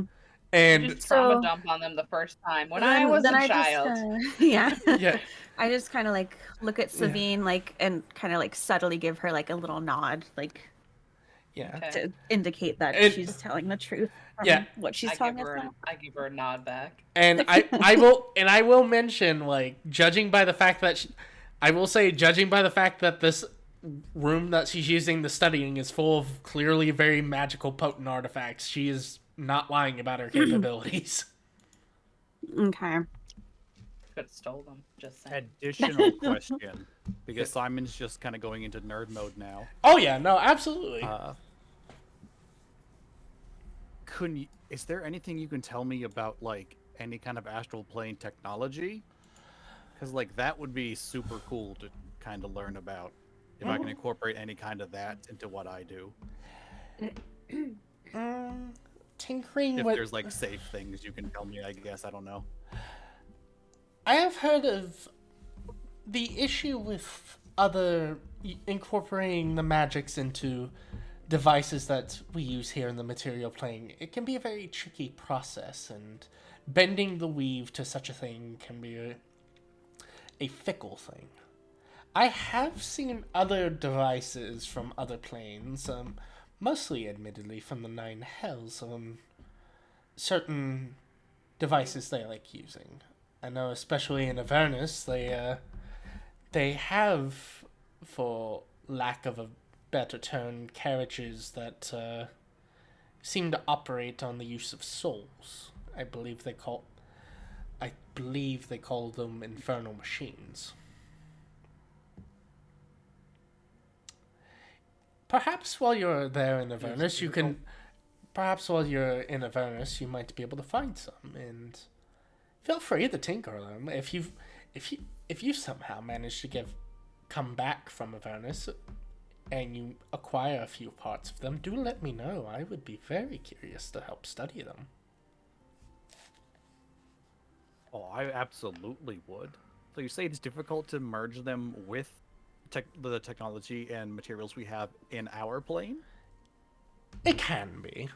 It's the magics that usually they're very much the weave bends magic in such a way that certain, like this for instance, as she holds up a shard, she goes over to a table and grabs a shard of what appears to be this strange, almost shadowy kind of inky substance was inside this crystalline structure. This right here is a crystal containing a bit of, to put it very bluntly, contains a crystal. This crystal contains a material called shadow weave. It is a specific material that is only found in the Shadowfell. It reacts very differently being here on the material plane, as she kind of like lifts it up towards a light source, and you would see that the light source, a small candle, as she kind of puts it near the candle, the light itself doesn't penetrate the crystal, but you watch as she kind of snaps her fingers and a ball of light similar to Anna's dancing lights kind of emanates around her as she tip of her finger kind of moves the light closer to the crystal. You watch as, almost seemingly acting like an organism avoiding something, you watch as the shadows kind of coalesce at the bottom of the crystal, making the top of the crystal very clear. It responds very differently to what is present in the material. If you, say, were to take this back to the Shadowfell, and it would be a lot easier to meld and twist into other components or things you wish to build. I've heard of those who learn of the magics to bend such things, able to create many things: weapons, armor, constructed creatures, even whole buildings, with enough of the stuff and knowing how to bend it to their will. Every plane has materials or beings that are obviously not common or found here, hence why we have to perform certain rituals to summon them or bring them into here. That's why you don't see too many planar travelers make their way over to, say, the elemental plane of fire to go to the city of brass to gather materials from the Ifrits, or maybe someone accidentally wandering into the Feywild and getting a few bits in there before coming back and finding out time has aged them 100 years when it's only been 2 seconds. The planes are very fickle and weird, to put it rather bluntly. But they do possess many materials. I suggest, if you do wish to go down to the route of the study, you're more than welcome to use... If you wish to stick around here and study a little bit, you're more than welcome to. But I know that, given everything going on, that is up. I leave that up to you all if you wish to. But if not, if you wish not to stay and study, I will say there. She kind of looks at you, Simon. If you do find yourself back at Candlekeep, you're more than welcome to come here and study and see if there's any materials, and perhaps we can work out an arrangement where, if you wish to study some more planar materials for your own personal studies, perhaps we can work out a deal to where you gather some from me and I give you access to my studies. Oh, I am so in. Very well. Well, first we gotta solve your problem with Avernus, and then if you somehow survive that, I will consider that a rite of... think of it as a rather elongated initiation. And if you somehow make your way back, feel free to tell me if you have experiences, as well as letting me know if you've gathered anything. I'm gonna gather everything my little hands can hold. Just be careful. Oh boy. Just be careful. Avernus is not known to be very hospitable, but I'm sure you and your friends will do just fine. No. Well, so I guess at this point, my question would be to you all. Do you wish to stick around here and take up the offer for residence in Candlekeep to study, or do you wish to head off to Thraxagor and continue on? I think studying Avernus and kind of getting a lay of like what we're about to go into would probably be beneficial. Yeah. Yeah, I agree. Yeah, Simon's also a 'cause- giant nerd, though. Because, So. well, I mean, yeah, but I mean, like, just from a vantage of we're going literally into a different plane that none of us have ever been in that has nothing but, negative connotations to it. We probably should get bolted up and at least have some kind of idea of what we're about to get ourselves into. Mm-hmm. I agree. I heckin' love studying. Anna's not much for studying, but if there's anybody who can say, give her some like combat techniques. I know there's no fighters in here, but just say like strategies of the various demons and like what kind of stuff they do from that standpoint. She would love to kind of delve more into that. Now, they I'm said sure there's no a book fighting for in it somewhere. here. They didn't say there weren't any fighters here. They just said no fighting in here.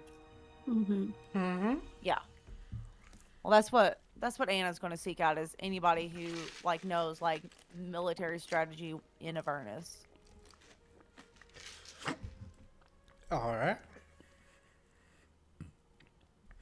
And So- then let's see. It looks like Savine is not with us at the moment, so All right. I think majority rules at this point. ooh, spicy. How long do you I wish mean, to? if she wants to say no and wants to wander off into Avernus alone, have fun. But I'm gonna wait for the rest of y'all. I think like a day or two is probably proficient for something like that, right? Like a day or two. Yeah. If you wish to spend, Yeah, that sounds good. okay, spend a day or two studying the Nine Hells. Yeah. All right. Give me just a second to find.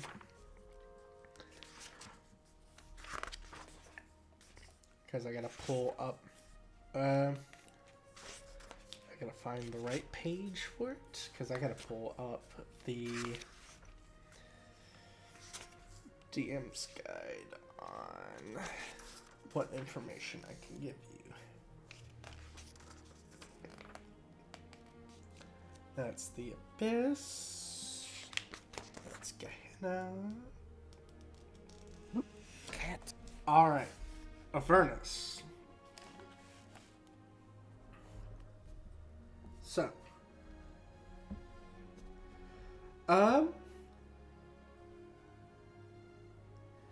You would all. I'm going to so very nicely ask somebody for a little book that I can copy all these notes in. Alright. So, from the. So, 1 or 2 day. So, from the. We'll say. The max amount of time with 2 days, if everyone's okay with that. Sure. If anyone wishes Yeah. to do anything else, just let me know. But we'll go with the assumption that I this. also like studying, so All right. I want to redeem myself for my past blunders and go into this with a full like awareness. Of the Nine Hells. I just want to know if I can make cool devil machines. All right. So studying specifically Avernus, from the couple days of study and the information that your curator has, you all would learn of that indeed There is no direct planar portals that connect directly to the lower levels of the lower layers of the Nine Hells. Anyone that wishes to go to any part of the Nine Hells has to go through Avernus. That seems to be a rule that was specifically implemented by Asmodeus himself. The Avernus is the arrival point for anyone that plane shifts into there. Avernus is known to be a rocky wasteland with rivers of blood and clouds of biting flies. Fiery comets that occasionally fall from darkened skies and leave fuming impact craters behind. The lair is filled with empty battlefields of bones and weapons, showing where the natives, the legions of the Nine Hells meet their enemies.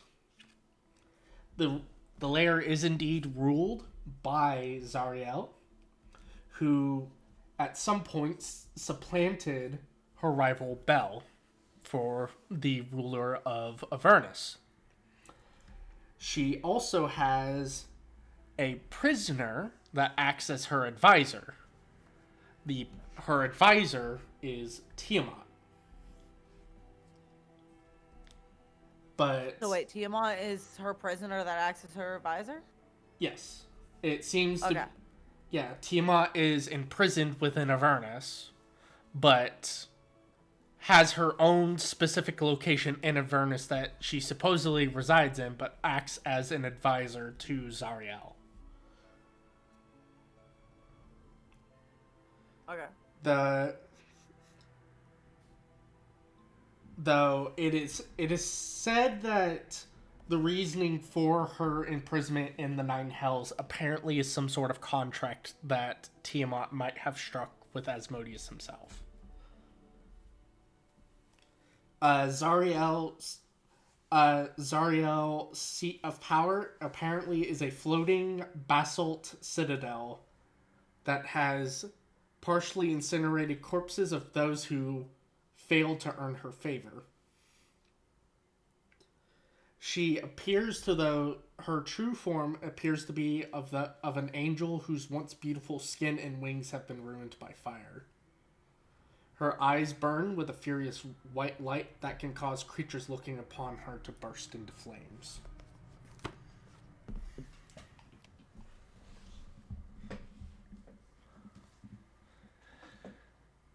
For the most part, that seems to be most of the general information you could find. Some of the other information you can find is there are records of infernal machines that the devil forces seem to use as modes of transportation to get around Avernus, but also as war machines. I mean, pouring over those books. Oh yeah. Yeah. What are we doing? We are studying what we are about to get ourselves into. So we're spending the We're next being couple nerds. days at Candlekeep just studying. Okay. So do you want me to I've written down pretty much what Khan just described to us. Do you want me to read it out to you?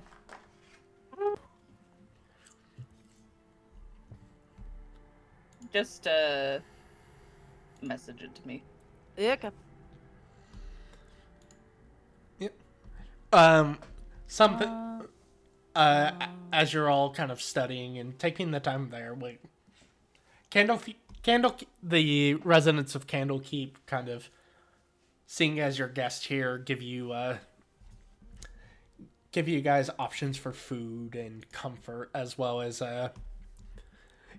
whenever you guys aren't studying, you would be offered a comfortable lounging of inside a location called the House of Rest, which is a rather surprisingly, despite this place being a very isolated location, the accommodations are almost to the level of a noble.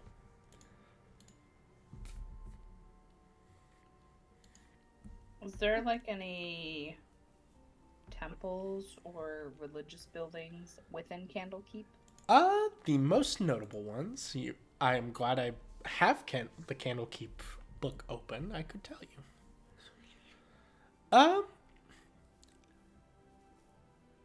You would find the only temple that you can really see of note is a temple to Ogma, which from what you know is a god of knowledge. Okay. Is if you do you have to like?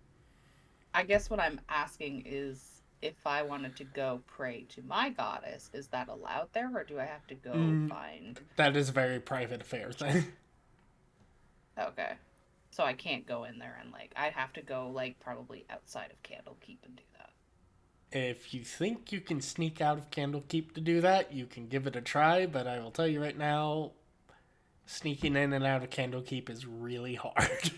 Okay, she doesn't want to sneak in and out. She just wants to because if it's like they have to use that for that specific god, she just wants to go out to be able to pray to her own goddess. Yeah. So it's not a matter of sneaking in and out. It's just kind of like I'm going to go to the woods and pray. Which I repeat, they will. Which I will repeat. Yeah. Which, I mean, there's some areas where you can go to, like, more than likely you would have to do it in your room, in the room that's provided to you very quietly. Okay. Are we okay, so what's the room setup? Are we like sharing rooms or do we each have our own room? That is up to y'all. The House of Rest can house 50 people. So if you guys want to have your own room or if you want to rest. Oh yeah, no, these dudes are decked out. If you want to have your own, Luxurious is right. yeah, if you guys want to have your own private rooms, you can. If you want to share rooms, you're welcome to. I'm Anna's at least used gonna to have my own barracks. room because I'm the only dude. Anna's used to barracks. She don't give a shit. There's no barracks. No, I'm just saying. No, that's what I'm saying. So she doesn't care if there's private rooms or not. Okay. I'll leave that up to y'all if you want to share a room or not. No, I'm cool with whatever. Get your own I luxury beds. I will take my own room because the only one who knows about who her goddess is V. So I will take my own room so I can pray in private. V. Yeah, I'll take my own too. Yeah. So you guys spend the next couple days in cozy accommodations as you study the Nine Hells. One thing you would kind of notice fairly quickly is that Rhea seems to be getting impatient as time goes on. As she very much clearly seems like she just wants to get this done and over with. Wait, is she I guess at some point during the days, Savina's gonna pull Anna aside and be like, we're not taking her with us, are we?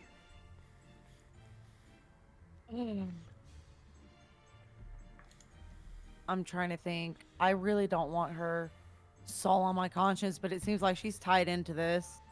Thaddeus kind of gave her soul up unwillingly as well as mine, so she has every right to fight for it if she wants. Great. Well, she's your responsibility while we're down there. I can accept that. So basically, if it comes between saving myself and saving her, I'm saving myself. I would expect nothing less. That's all right.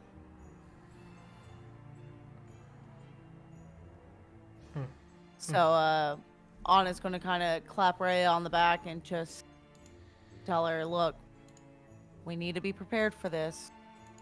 Are you coming with us? You have every choice to. If you don't want to, if you want to go back to Baldur's Gate and help out Nazareth, I I'm ready completely to go. understand. Okay. Altaro is just much my responsibility as it is yours.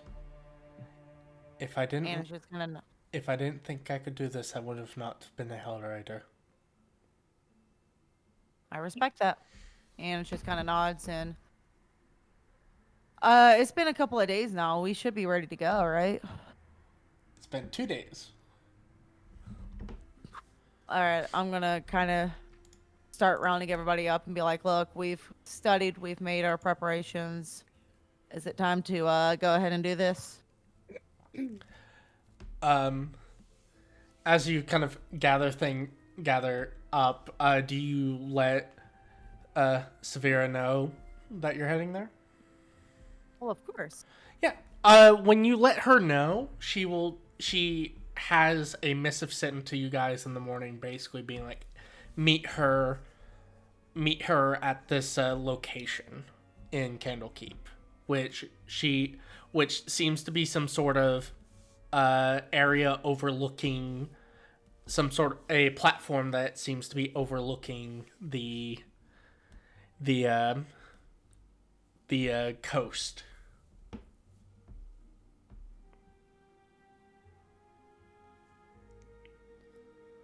Okay. I mean, I'm ready if everybody else is. Ready as I'm gonna be, I guess. I mean, I don't think we have a choice. Yeah. All right. So, I take it you all as you all gather up and head to the location. You would find Severa waiting for you on a crest-shaped landing platform with a stunning view of the sea. As she kind of gives you all a smile, she kind of goes, "They should be arriving any minute, but I figured it would be prudent to give you transport to Thaxagor's location. Walking there simply won't do, and I imagine you all are in a hurry."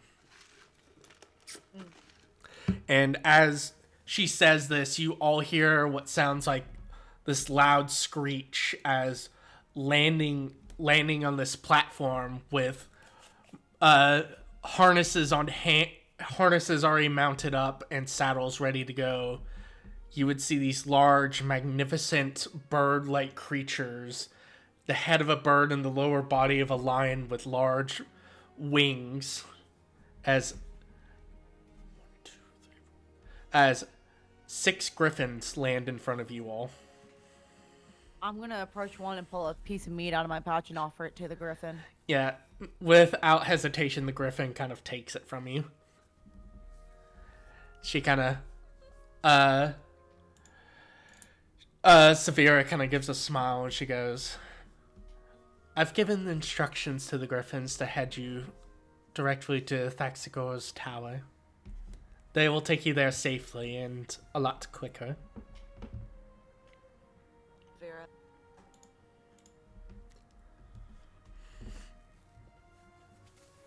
You cut out their Tess. You cut out. Oh, I said thank you, Severa. She gives a nod. All Yeah. right, well, let's get this going. Yeah. Everyone, I'll miss you, Mr. Vera. she kind of gives a nod and goes, "Be safe on your travels, friends, and good luck with your journey." We're gonna need it. We're going to definitely need it. Yeah. As you all mount up on a griffin, and each one kind of seeing that you're all mounted up and good to go, their wings take flight as you head out, flying over the sea, flying just below the clouds. Candlekeep looks no less majestic from the air, but grows smaller as the griffins soar westward. Large rocky isles pass below you, and just beyond them lies the open sea. After a long journey, you see a windowless, doorless stone tower, in which somehow floats in the sky ahead. The griffins pass through jagged holes, riding the tower's conical peak to land on the top floor below, which has a spiral staircase that leads downwards. As they land gracefully onto there, waiting for you all to dismount. Yes, we get off the griffins. Yeah. as as you as you all kind of get off, you see the griffins kind of seemingly kind of like lay down on their stomachs as they seem to be taking a short little break. Almost like they almost kind of like pseudo loaf like a cat. It's cute. Listen, griffins are just sky cats. Can't convince me. Griffins are just sky cats. Anna's gonna give a piece of meat to her griffin again. Yep, the griffin once again kind of takes it. I go and pet the one that I was riding. It takes the pets. Just a little sky cat. So. I want one. So as you kind of pet the griffins and do what you need to, for those who begin to descend down, you would see one level down, you would see a cluttered chamber illuminated by various objects which a continual flame spell has been casted. You would hear kind of the mutterings of someone there, and as you're kind of looking around, you don't see an individual, rather, you see a very curious sight. You would see scurrying around the room in a tiny red cassock is an otter that seems to be muttering to himself in common as he seems to be muttering something about a tuning fork. As he kind of registers your guys' appearance, there's a little bit of a look of panic before he's just like, you hear him, you see him kind of quickly like turn around and just go, "Lulu, wake up, our guests have arrived, Lulu!" As he kind of shouting this, you would see kind of under a pile of blankets near a table strewn with alchemical equipment, you would see kind of emerging from this, you would see a small elephant with golden fur. Her head kind of poking out before eventually kind of taking flight into the air on tiny feathery wings.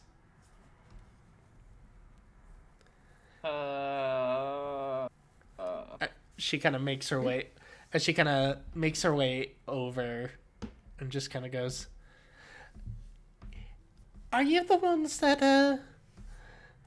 Candlekeep sent out a missive for? I heard there were a few people that wished to go down to Avernus." I mean, we don't wish to go down to Avernus. We kind of don't have a choice. Yeah, wish to Yes, and need that's to are us. two distinctly different things. Well, fair enough, I suppose. But if it'll be well, if you would like, I could assist you all as best I can. As an elephant?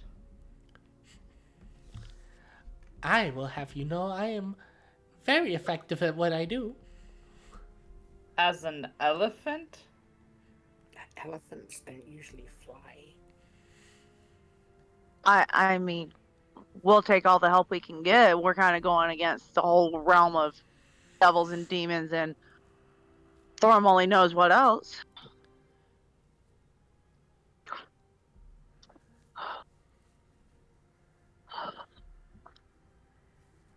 I mean, I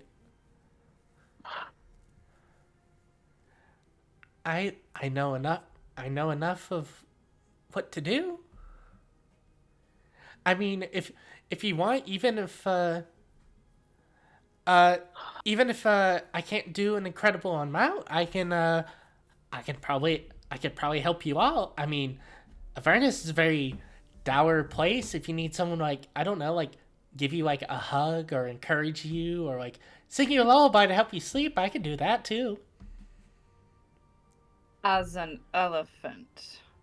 She kind of lets out And a. it kind of just, She kind of lets and it out. kind of just, and it kind of just slowly goes over to her and hold her arms open. To Lulu. Yeah.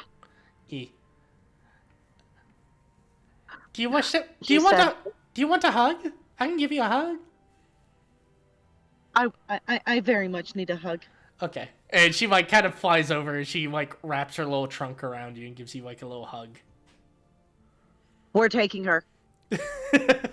No, we're not. We're not taking an elephant to Avernus. But I could be very Will useful. it actually hurt us? How can you be useful? You're an elephant. I mean, I used to be able to. If I remember, I used to be able to turn into a bigger elephant.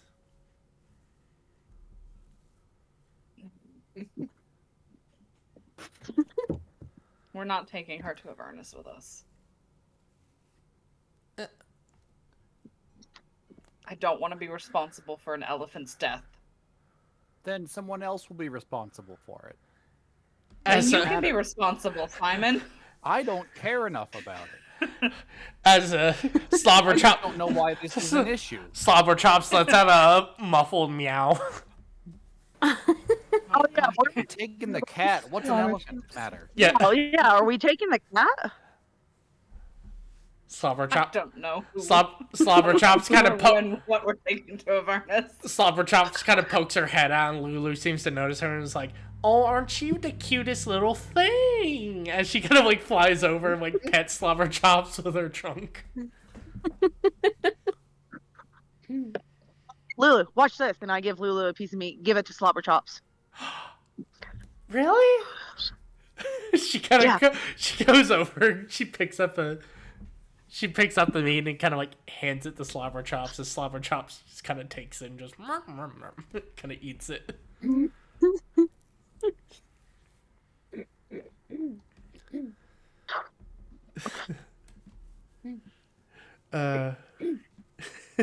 Hey, Lulu. Are we taking the? We're not taking. I'm assuming the otter is. Name again. No, we protect the otter. Well, no. We protect the otter. The otter kind of looks The at otter is. the otter kind of looks at you guys like, "Oh no, I'm not going to Avernus. No, no. Your no. Traxiga. Yes, yes, I am indeed him. You're a wizard. Yes. An otter wizard. Yes. Can I call you Harry? Now. Otter? No. Listen, I may appear to be an otter, but I'll have you know I am quite the powerful wizard. And I will not Can be I insight check the otter? You most certainly can inside the otter. To see if he actually is a powerful wizard or not. You can incite the otter. Alright. You kind of like stare at him for a moment, and as you're kind of like staring at this small creature in a robe staring back at you, there is a level of like wisdom behind those eyes. Like it is completely possible that the otter is a lot older than what it seems to be, or potentially just he's not exactly lying to you, as far as you can tell. He doesn't see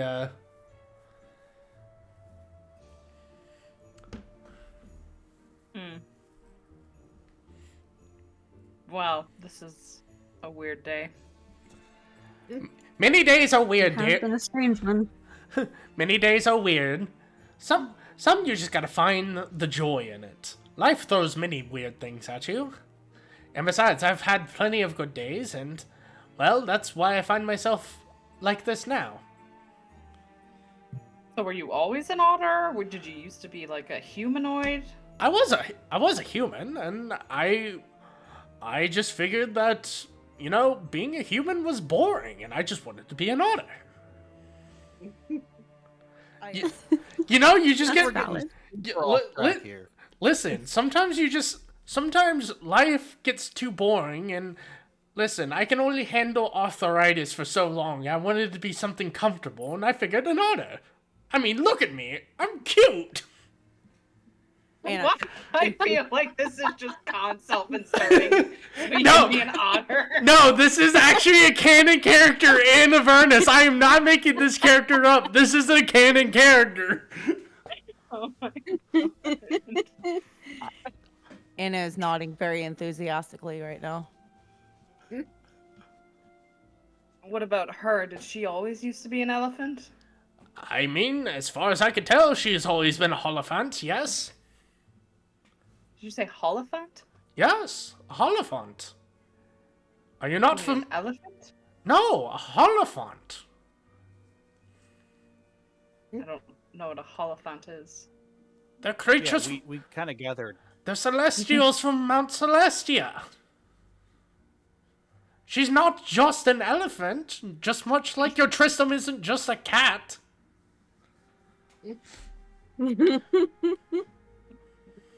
Anyways, yeah. We have to go to Avernus. Well, I'll get you Let's- there as soon as possible. I just need to find my tuning fork, because he kind of like seems to rummage around for a moment.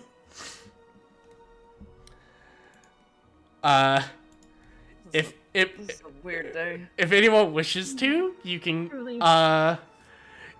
give me perception checks to help Truxicor find the tuning fork if you wish. I am going to help the otter. Yeah. Would I just be able, if he describes it to me, can I just cast locate object? You certainly can. Okay, because I would rather just do that than have to search for this fucking tuning fork with this goddamn otter. So if I just get him to describe it to me, I'll cast locate object.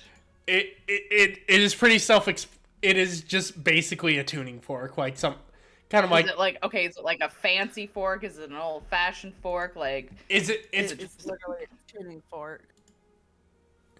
yeah, like the ones that you like. cast locate object and find it.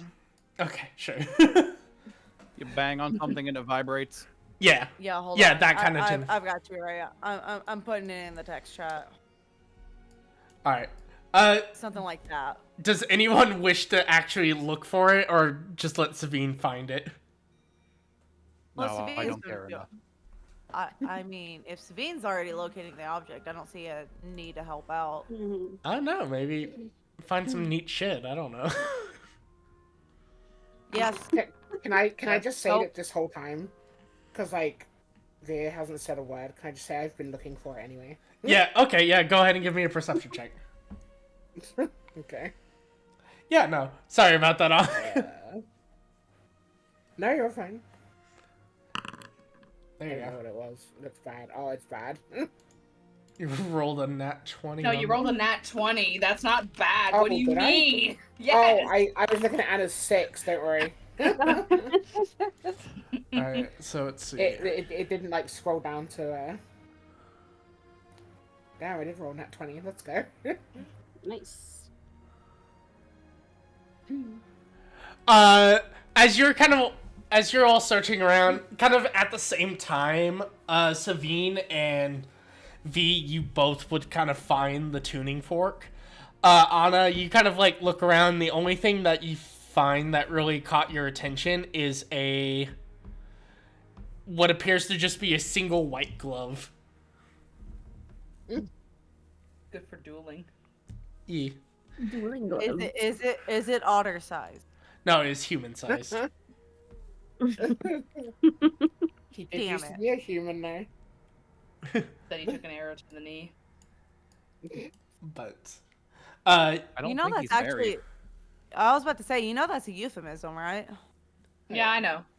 I don't care. I'm using it incorrectly. all right. So, I mean, Malapropisms. he might have gotten married. Who knows? Maybe got married to the Holophant. We don't know. listen, Lulu is a sweet, innocent soul. I will not take your harassment of such an angel.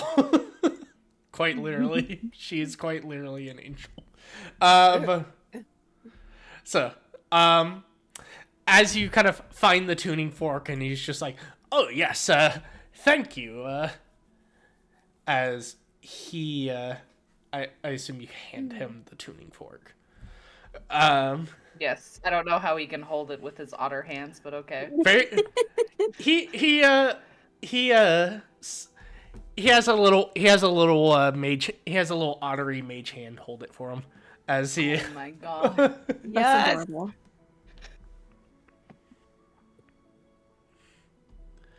As Lulu kind of follows you guys and just goes, "Oh, this is gonna be so exciting!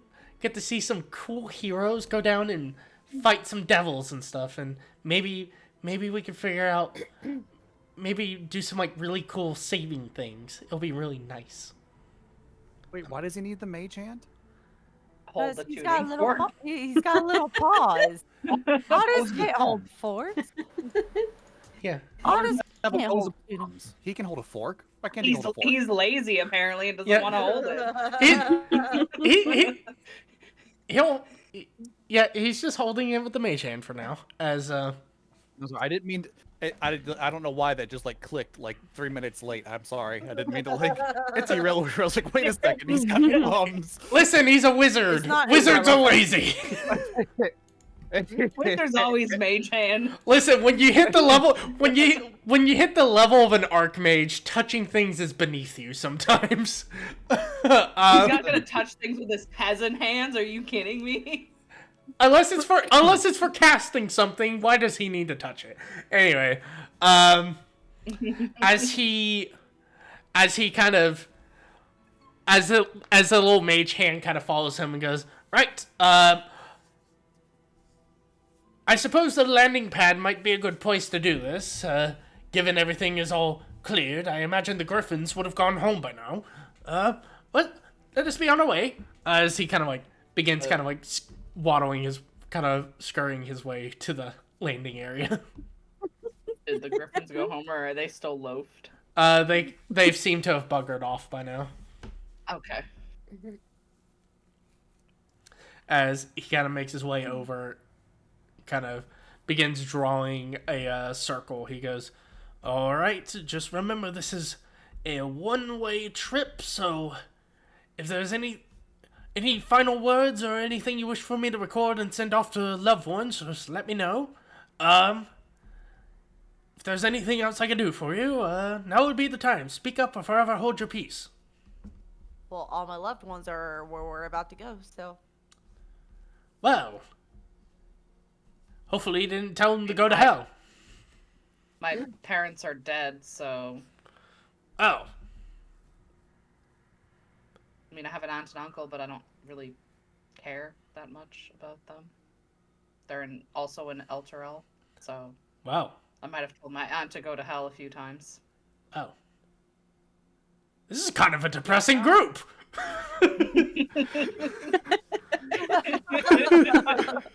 As he kind of continues drawing the circle. I mean, I still have a mom and dad, and like my sister's right here, so Yeah, my whole family's back in Baldur's Gate, like super okay. Okay. Like, not all depressing. I'm good. At least there's some sunshine in this group other than Lulu.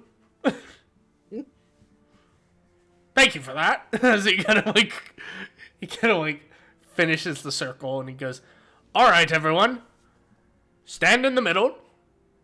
Do not stick your hands out of the circle, because I will tell you right now from past seeing it, when I perform this ritual, you will not get them back.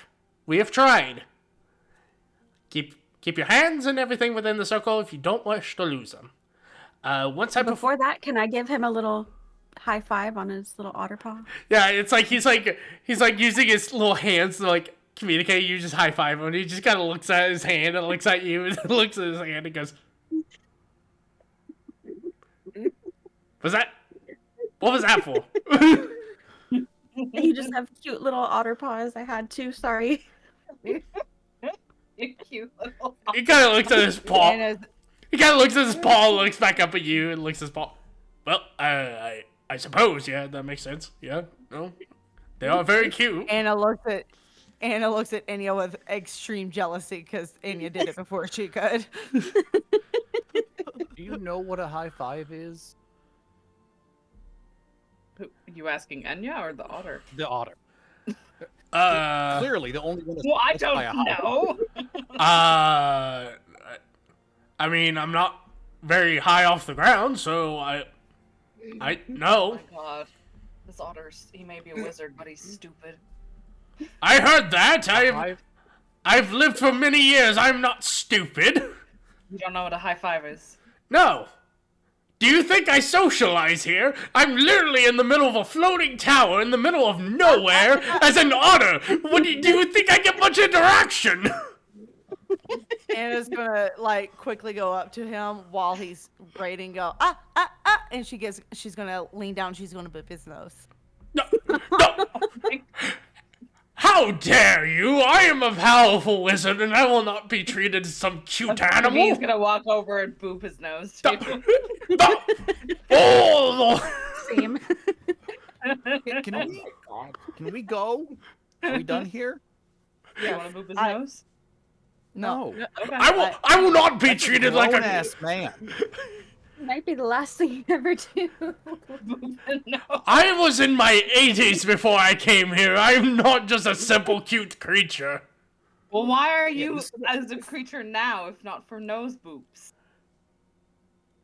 He pauses to think about it. That seems to be like If not cute, why? If nose boop shaped, why not nose boop? that actually seems. You seem to have locked him in a moral inquiry as he seems to think about it for a moment. You know, I've never really thought of it that way.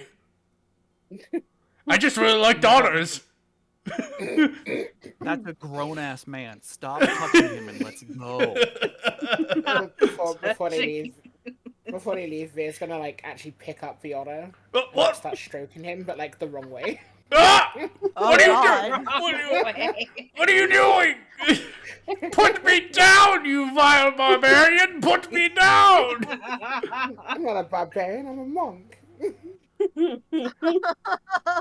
me down either way, woman! We're all gonna die. I thought you might wanted to be stroked. If you're going to do it, at least do it the right way! That's what she Oh. said. We're Just all stop- gonna die. Just start like We're gonna get to stroking him, but Avernus like and we're just from gonna like die. just start stroking him from like left to right. Is this right? No! Put me down! Put me down so we go? can cast Can this we spell! go? Can we go? Yeah. We don't want to anger Harry Otter. Okay, fine, but I'm taking him with us. No, I will not go to Avernus! But I want you there. No, you will have Lulu, you have your cat, and you have your friends. You do not need me. Besides, my skin will get incredibly dry down there. We'll turn into like a flame otter. I can't. Listen, Can we you just get. go? Can we just go? Powerful Listen- wizard, huh? Powerful Listen, wizard. just because I had one access of the use spell to do this doesn't mean shit. I think I'm a more powerful wizard than you are. All right, you're going to hell. As Let's just go. as he misty steps out of your hands and just lands on the ground. It's like, all right, all right, into the circle, everyone. Rally. I'm so sorry, sir. It's all right. It's probably the most interaction I'm gonna have in quite a while. Well, it was a pleasure, I think. I wish you luck.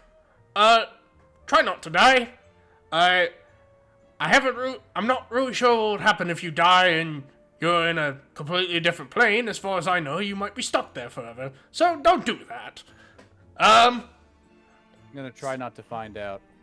Good plan, good man. Now, as he kind of grabs the tuning fork from his mage hand.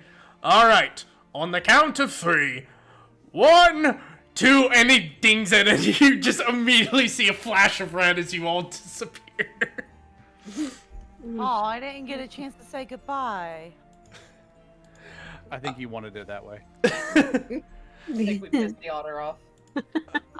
I got to boop his nose. That's all I ever wanted. Ever since I saw him. Womp womp. So let me find. Let me find a. Speaking of which, I know that Con and Ray have the rest of you guys seen my Harry Otter tattoo? I literally have a tattoo of Harry Potter as an otter. E. It's cute. That's adorable.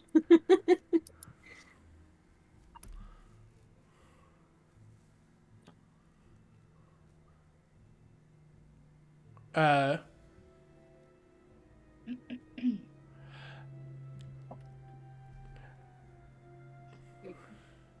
For anyone who doesn't know, Tess is in fact showing the tattoo. Uh. I see. So. I'm not gonna change the music for this, even though it would be a little bit more appropriate. But as you all see this red flash surround your vision, as you all take this moment of breath of kind of, as soon as the magic takes effect, a hot, stinging air assaults your senses. The city street in which you stand is lined with buildings that are crumbling, if not already collapsed. The ground shudders beneath your feet in a red, smoky sky. A 400-foot diameter sphere of darkness discharges strokes of bluish-white lightning that strikes the city at irregular intervals. Perched atop a distant bluff overlooking the rest of the city is a crumbled fortress. As you all kind of like register this effects, you would also see kind of standing kind of near you guys with the tuning fork in hand, Traxagor, as he kind of looks around confused and he goes, "Ow! I didn't mean to do that." Oh. As he kind of like looks up, you would all see him kind of looking up. Do you see what he looks at? Well, I mean, do we see what he looks at?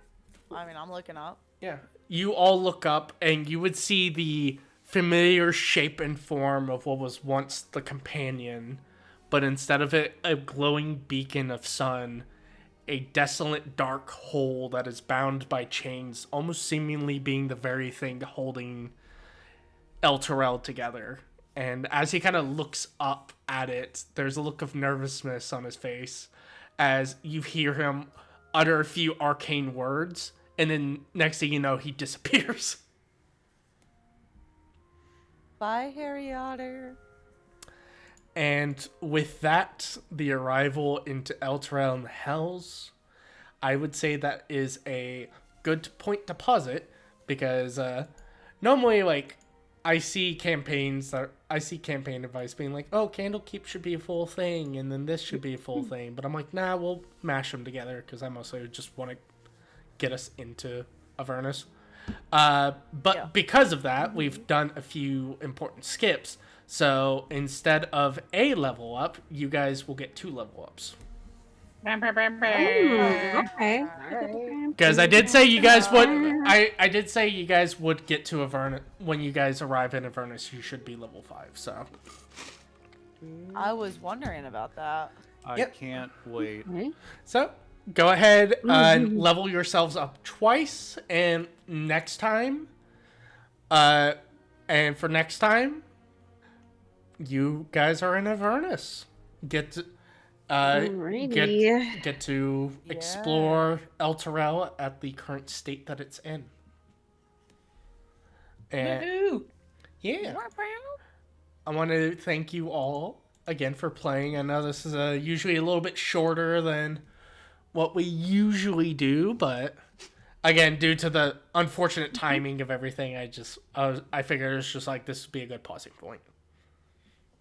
Yeah, sounds good. Yeah, give you guys time to level up as well as figure out stuff, and it gives me time to prepare Avernus a little bit and figure out what I want to do. Guys, yeah. I'm not sure if you guys wish to explore El Terrell or what you wish to do, but the option is there. All right, perfect. I want to thank you all again for playing, and thank the lovely people that are watching and lurking, and kind of hope you had a good time. Well, next time, the party will explore Elturel and see what has become of the city. And thank you all again for playing. I'm gonna stop the stream here. I don't think we're gonna raid anyone tonight. We'll just call it for a night. But I will see you guys next time. Have a good rest of your night. Bye bye.